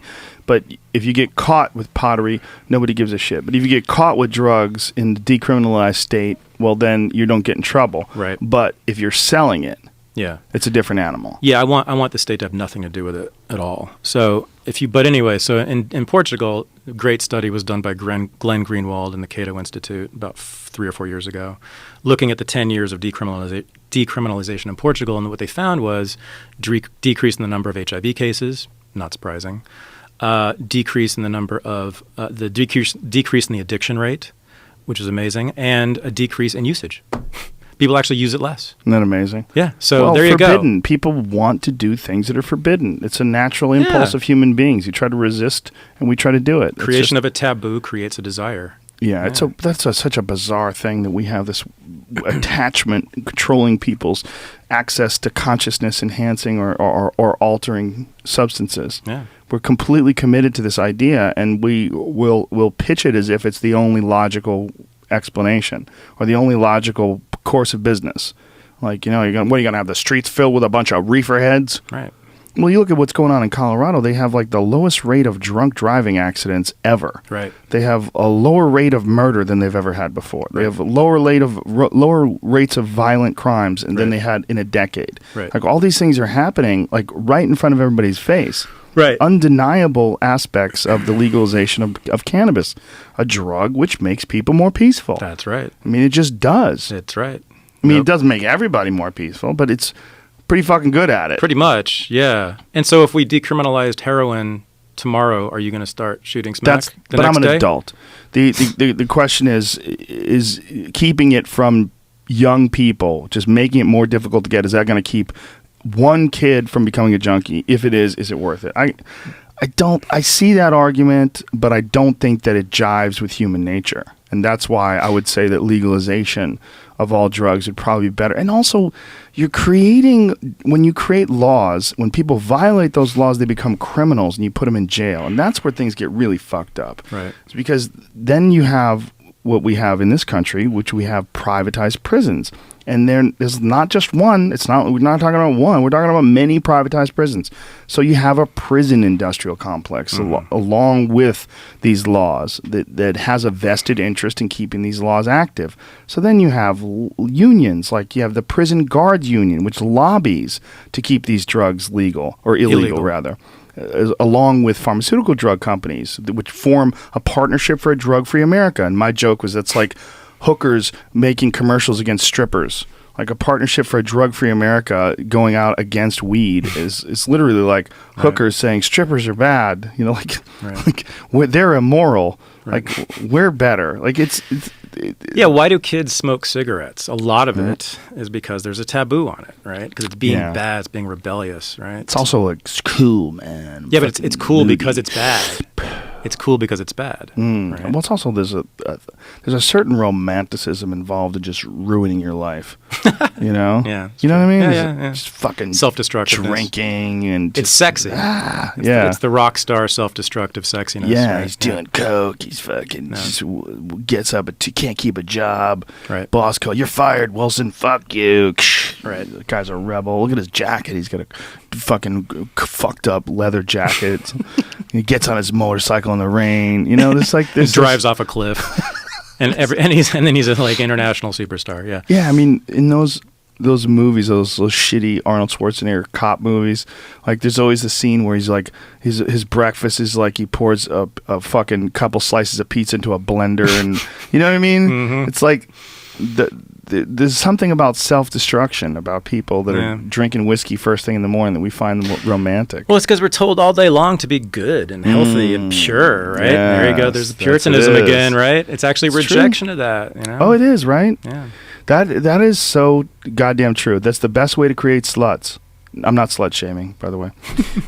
When I was a kid, we all knew. Catholic girls. Exactly. I didn't even have to say it. My first girlfriend was one, yeah. Fuck yeah, I had one too. Yeah. Bitch was a freak. I say bitch with all due respect. She's a nice person. Yeah, sure. Yeah, I mean, this poor girl was so pent up that you would get her alone. I mean, I remember I was in the movie theater with her. I just grabbed her breast and she started heaving and like it was like the world was like Satan was at her door prodding her in the ass with a pitchfork. He was. In her eyes. He was at her door. Yeah. But isn't it crazy that is a direct response to suppression? Mm-hmm. This poor girl was so pent up. The way I described her is like if she had sex with anybody who asked. Like she was so crazy. This girl, and she was beautiful. But I said that like if you put a dick in front of her, it was like rolling a ball of yarn in front of a kitten. Like they couldn't help themselves. Like there's just something about what they did, like making it all evil and dark and Catholic school. They couldn't wait to just get out of that place and run, just run to freedom. Sure.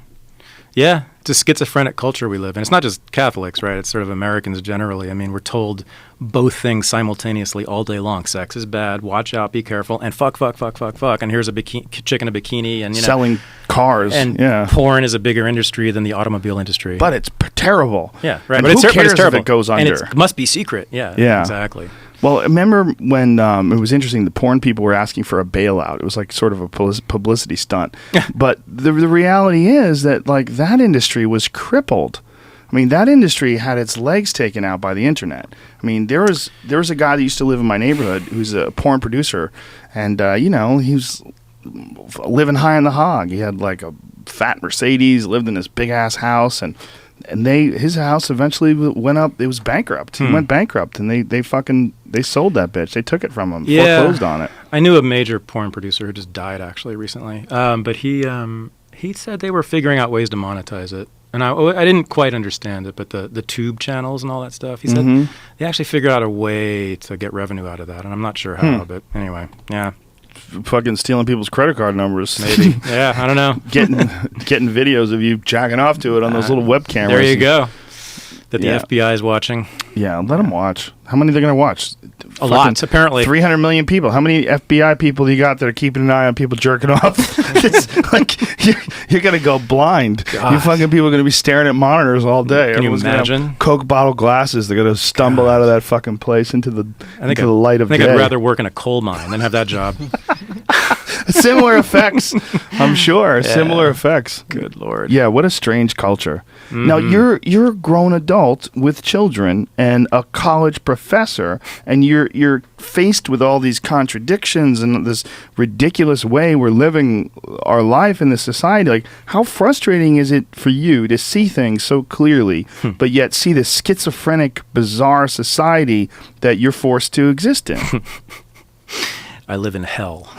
I mean, yeah. I mean, in a way, it's true. It's like I don't know. Yeah, no, I'm just angry a lot. Are you? Yeah, seriously. Really? Yeah, no, I'm sort of angry much of the day. Yeah, I mean, reading the news, reading people's opinions, reading my colleagues' work, and seeing what they're doing with 19-year-old girls. And yeah, I mean, that's what's even crazier. It's like, it's even in college, it's ridiculous. I mean, it's like humans are fucked. Yeah. I'm pissed off. I've been talking to some friends about this. It's like, Socrates said that the unexamined life is not worth living. And actually, I'm beginning to think that it's too painful to live. Whoa, you're fucking deep in this. I'd rather be ignorant sometimes. Really? Start drinking, son. Sometimes. I used to do that. Yeah, do you? Yeah, I gave it up. Irish? Russell? Partly. Yeah. Enough. I see the freckles. Irish enough. You got it in you, kid. Oh, yeah. Sure do. Sure do. So you used to drink to try to avoid reality? Yeah, basically. Just to self-medicate. Yeah. Mm-hmm. Yeah, it was like an escape. It was totally an escape. Do you think there's a certain amount of paying attention to the world that may perhaps be detrimental to the individual? Like there's a certain gauntlet we all have to sort of run to live our lives, regulations that we have to follow, as preposterous as they may be. But I've often wondered, there's like this struggle between trying to think about how much should I just concentrate on enjoying my time here and being nice to people, doing what I can to just enjoy my time. There's your ludicrous bit. Yeah. There it is. Yeah. Well, yeah, or completely getting immersed in all the intricacies of the bullshit. I don't know. Jesus Christ. I don't know. I mean, I've been an intellectual my whole life. My family's all intellectual. It's all we've done is just talk about the world and study the world and talk about it and talk about it. And most of it is negative, right? It's not like, oh, it's, American foreign policy is great, and it's painful and it hurts. And it's like so much of it is literally about life and death and people dying. And it's some of it, man, I have a hard time recovering from. So, the Michael Brown thing was bad enough in Ferguson. I don't know if you saw the video of, I don't know how he pronounced his name, but Kajim Powell, who was killed about 2 days later. He was the kid. He was clearly mentally ill. He walked up to the cops and he said, shoot me, shoot me. They said he had a butter knife or something in his hand, and there's a video of them just shooting him dead. I cried all night long. And I'm still, that was like, 2 months ago. I'm still bothered by that, and knowing that that's a fairly common thing for a lot of people in this society, and if you live in a particular neighborhood, that's like a normal thing to happen. Well, aren't those particular neighborhoods in some ways sort of like a microcosm for the issues of the world, that it's very difficult to overcome momentum?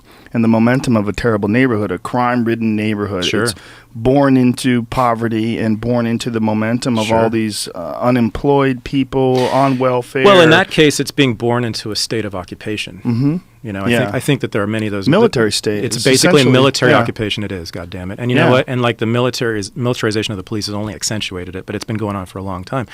That's why black people have just a very, very different view of police than white people do. And it's just something white people have to accept and understand. And it's hard to if you never go to Compton and never see what it's like. And you don't get pulled over for simply driving or walking down the street, But God damn, man, when I saw that video, I was like, okay, I'm giving up politics. I can't do this anymore. It's too upsetting. I mean, stuff like war and stuff like police violence, when I see video of it or hear about it, it devastates me. It really does. It's the worst aspects of human beings right in front of you, and it's not in your life. Your life, you're going where you're going, you're talking to students, you're doing your thing, and then you immerse yourself through the internet or whatever, the media, you're getting this vision of the worst parts of humans. Yeah, there's certain things, and like the idea of locking people up for drugs, just putting people in prisons for stuff like that. For life. There's people in prison right now for life. They're never getting out. I can't even, the depth of my feelings about that are just unspeakable. I just want to blow them up. Yeah. Now, when you talk about not wanting to live, though, do you... No, not wanting to think. But you said... Not wanting to know. You don't want to be a part of it. Do you... you have to know, though, for what you do for a living, right? Exactly. That's the problem. That's the conundrum. That's exactly right. Yeah. So sometimes I just want to be like a surfer. And just smoke weed. Why don't you do that? And surf, because you can't make any money on it. And also, I'm not. But I'm 49. Like I can't take. But can't you I want it. Well, you couldn't take a surf. Your body moves well. You're moving around normal. Yeah. Any issues? Well, maybe physical issues? No. Like actually, seriously, I wanted. You want to go surfing? No, I wanted to be a kickboxer. Actually. Really? Yeah, dude. I train Muay Thai with Joe Schilling. Yeah. You know Joe? Yeah. No, I'm at his gym, the Yard. Yeah. Yeah. And everyone should go to the Yard. It's the greatest gym. But you train there all the time? I tore my ACL there 3 months ago, but until then, 6 days a week. Yeah. How'd you tear your ACL? Tried to do a flying knee and landed funny. Oh man, I know. Just hitting pads and stuff. No, I was all by myself with a heavy bag, and I just did I just did a flying knee. Just stupid. It was nothing. I landed. It's like a lot of ACLs are just that kind of thing, right? Where I tore mine kicking a bag. Yeah, I've torn both of them. That's what it was, kicking a fucking heavy bag, right? And I was thinking, well, actually, got loosened up. A guy kicked me in the side. I'm bad at checking leg kicks. Oh, so he kicked you in the side. He loosened me up. It loosened like a week before that, and then this thing. I think that's what happened. But I was like, I wish I could just do this. Really? Oh yeah. See, but that's why I love an intellectual though. Aren't you aware of the negative impact? You mean the whole brain damage? Yeah, I know. No, that's the whole thing. I know it's such a bummer, and I know. So, but you spar. Yeah. And do you notice any difference? Well, no, but I've just been more and more worried about it, right? It's like I'm just constantly worried about it, and that's the problem. So I don't know and now I don't know what to do. Like I'm 40-9, and I'm like going in there, and they want me to fight. They want you to fight? They've asked me to fight. Really? Yeah. Fight what? Like an amateur bout? Yeah, like a smoker. Yeah. Just so they can get press? No, just because that's what they do. Because that's what they train do. Fighters. They train fighters. They train fighters, yeah. And of course, it's one of the big Muay Thai gyms in California. Yeah. So, so smokers are, there's whatever. So you're training, and they're like, "Listen, take this to the next place. Yeah, the next place is you have a fight." Yeah, Joe's trainer, who he owns the gym with, Mark Camaro, he said, "Hey, we should get you a fight," and I like laughed at him. I was like, "Come on, man! I'm 40 fucking." I mean, the guys, they're all like 25-year-old ripped Korean dudes and stuff. And my friend Steve is almost 60, and he's been my friend. He's been my friend since I was 15 when I met him. And he was an Air Force flight surgeon, and he was doing his residency for ophthalmology. He's just a wild man. He's always been doing something. And he's a doctor now in Arizona. But he's the reason why I became a stand-up comedian, because he talked me into doing it when I was young and I was fighting. My point being, this guy to this day is ready to take a fight. 60? He's closing in on 60. He'll take a fight tomorrow. Wow. His problem is he was on the U.S. ski team. He's a madman. Okay, clearly. And he had at least 10 operations on his knees. Both of his knees look like a fish that you filleted and then stitched back together again, because he had his knees done in the 80s when they would take your hamstring. The way they would reconstruct your ACL was they would use your hamstring, so they would cut you open like a big line on the side. Like I'm sure they did yours. Probably did they do a PCL? No, I haven't done surgery yet. You haven't? No, it's not that bad. I mean, they tell me it's not that bad. Yeah, no. You did an MRI? Yeah, got an What'd MRI. the MRI say? Partial. Yeah. How much? They didn't tell me. They didn't? No. Why didn't they tell you? I don't know. Where'd you go? Kaiser.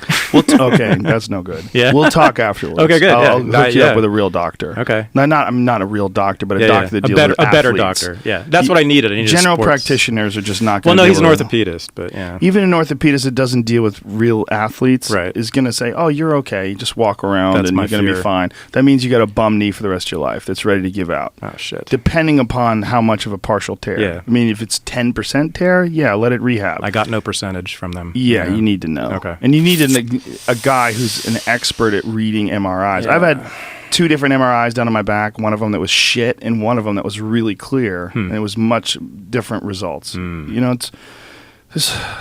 I'm dying, man. I got to get back in there. Because as I was saying, like, when I'm in the gym, as you know, that's all you think about, right? Everything else goes away. Right. ISIS is gone, foreign policy, history's gone, blah, blah, blah, academia, fuck that shit. It's all gone. I'm just thinking about that fist coming at my face, right? Or even if I'm just working on the bag, it's just beautiful. And I just often wish I could just do that. Or like, I want to move to Thailand and do that thing, right? Really? Yeah. Like go to Phuket? Oh my God, and just live there.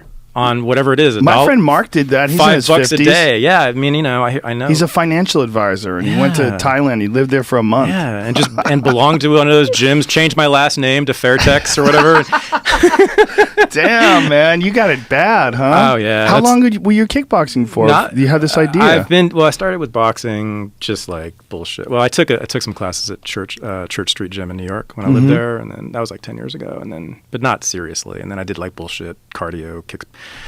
Then I joined the Yard about 2 years ago, and then I just got really into it. Oh my God! When I started at the Yard, it was like that's all I wanted to do. That's all I was thinking about, dude. So I am the only PhD history professor in this country, I am sure, who has listened to you call 500 fights. Wow. Oh yeah. No, I've watched like probably a majority of the UFC fights. I've watched every single Glory fight. I've watched K1. Yeah. That's interesting. I got obsessed with it about 2 years ago. Yeah. It sucks that it gives you brain damage. Doesn't it? Doesn't it? We need to fix this. Listen, man, it's one of the main reasons that I got into stand-up comedy. Do you feel like you got any? Oh yeah, I've definitely probably got some. I mean, I don't know. I mean, I talk okay. I was gonna say your brain's doing pretty well for a guy who didn't graduate college. I mean, I'm fairly articulate, but I definitely been hit in the head a lot. Yeah, but it was all done by the time I was in my early 20s. Okay, I stopped. But I was worried. I'd get headaches. I'd lay in bed after sparring. I'd get headaches. But I was sparring with some murderers. Yeah. I've only done kind of moderate sparring, so I haven't really gotten hit hard. Well, I was fighting, too. I fought... Yeah, that's a different story. A lot of Taekwondo tournaments and 3 kickboxing bouts. Yeah. But the sparring is the more dangerous thing. I know. Because you'd get concussed, and then guys would dust you off and push you right back in there. Right. Especially back then. When I was doing it, was the late 80s. Yeah. Nobody knew what the fuck was going on with the brain. There was no real studies done. They knew when people were punch drunk, but they didn't really have a good grasp on traumatic brain injury. Right. I have a good friend who's a doctor, and his specialty is traumatic brain injury, and he has enlightened me in a way that's absolutely terrifying. He's like, you could go waterboarding, like not waterboarding, jet skiing. Like, what is it when they pull you behind a boat and you're fucking bouncing around? Water skiing. Water skiing. Yeah, he's like, guys get brain damage from water skiing. Oh. He's like, no doubt about it. He's like, the pituitary gland is very sensitive. And when it gets jostled around and banged up, depending upon the individual, look, there's people that box and they're fine. And then there's people that they get hit a few times and they have all sorts of depression issues. Their body stops producing hormones properly. See, I don't know, man. Traumatic brain injury is no fucking joke. And I have had the unfortunate experience of knowing people pre and post. I have good friends. I'm sure you did. That I knew that when they started out, they were fine. And now they're not fine. Yeah, this is a question. I can't believe I get this opportunity to ask Joe Rogan this. Are there UFC fighters or former UFC fighters that you're sure have it? Unquestionably. Okay. Without a doubt. Yeah. No doubt about it. Like many? Without a doubt. Okay. Yeah, if you stay in there long enough, it gets you. Like you can see it in some of them? Yeah, okay. Absolutely. Yeah. Mm-hmm. Absolutely. Yeah. It's I can think undeniable. of a couple who are leading suspects. I would be a real piece of shit if I denied it. Yeah. It's there's a lot of people I'm sure that would like me to not comment on it, but it's one of my only issues with. I don't mind broken bones. Like I see, like when Anderson Silva broke his leg, it was nasty, but I gotta. That's nothing compared. Yeah, I'll trade that for brain injury any day. I was way more concerned when he got knocked unconscious. Of course. When he got knocked out, and then when he came back just a few months later, I was the one guy that was saying he's not going to be the same. Okay. Like you got to be aware, like that's a guy that got knocked unconscious 4 months ago. He's not going to be the same. He's in training already. He's sparring already. He's not going to be the same guy 6 months later. He's just not. There's no way around it. Yeah. It's one of the beautiful things that Manny Pacquiao's trainer, Freddie Roach, has got trauma-related Parkinson's himself. So when he got knocked out by Marquez, Freddie Roach was like, "You're not fighting for a year. Like you need to recover. Like it's just get that in your head now. You want to keep going. You're not fighting for a year." It's such a bummer. It's a huge bummer. And then boxing's the worst. Clearly, yeah. I don't know about that, man. Really? I mean, I thought that was pretty established. I used to think that too, but the reality is, it's all about the training. And in training, MMA fighters are getting hit in the head a lot. I mean, you're not getting hit in the head as much unless you're a guy who only wants to stand up. And then you're also dealing with kicks. And kicks are a different animal.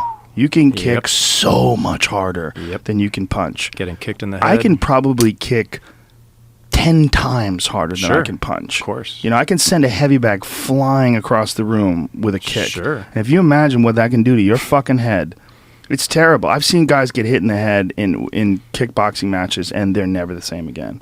I've seen it. I've seen it with my own eyes. So that's something to think about. So go to the ground. Yeah, learn some jiu-jitsu, man. Daniele Bolelli, my good friend. Yeah, I love that dude. Our mutual friend. Yeah, I love that dude. We're probably going to start. Yeah. That's the move, man. I know. That's the intellectual pursuit, because it's, first of all, it's far more complex, relies far less on athleticism, and you can do it deep into your old age. Right. Elio Gracie was doing it in his fucking 80s. Yeah. It's chess. Yeah, and as long as you do it with good partners, you can really go at it and be aware that a guy's not going to hurt you. Things happen accidentally, knees get twisted, and you fall funny. But no head injuries. No head injury. Right. Very rarely. Right. You can collide heads occasionally, but it's not the goal. And getting choked unconscious really has no repercussions. It's no big deal. You just you wake up, and you can actually, guys do it all the time. They get choked out, and they go back to rolling moments later. Right. Yeah. I'll get you involved. I'll get you in there. Yeah. I'm going to get you a good doctor, too. All right, good. Dude, thank you very much for doing this, man. It was a lot of fun. Wow. Really, really, really enjoyed it. Love this. 3 hours just blew by. Wow, I love this. Yeah, that's it. And your book, Renegade History of the United States. It's available right now. You can get it on Amazon. Is it an audiobook as well? Yep, audio. Is it you reading it? Nope. God damn it! It's a Shakespearean actor. What the fuck? I know. Why do they do that? Did they resist you reading it? You'd be perfect. It's hilarious. He does black slave dialect and a Shakespearean bitch. A Shakespearean reading. That's it's hilarious. son of a bitch. But it's still good. You should still buy it. Yes, everyone buy it. Buy that and buy the book. Yeah. And Thaddeus Russell, you can find him on Twitter. And what is your website? ThaddeusRussell.com. That's it. Thank you, sir. Appreciate it. Man. Thank you. It was very enjoyable. Cool. And I have to piss so badly. Sure.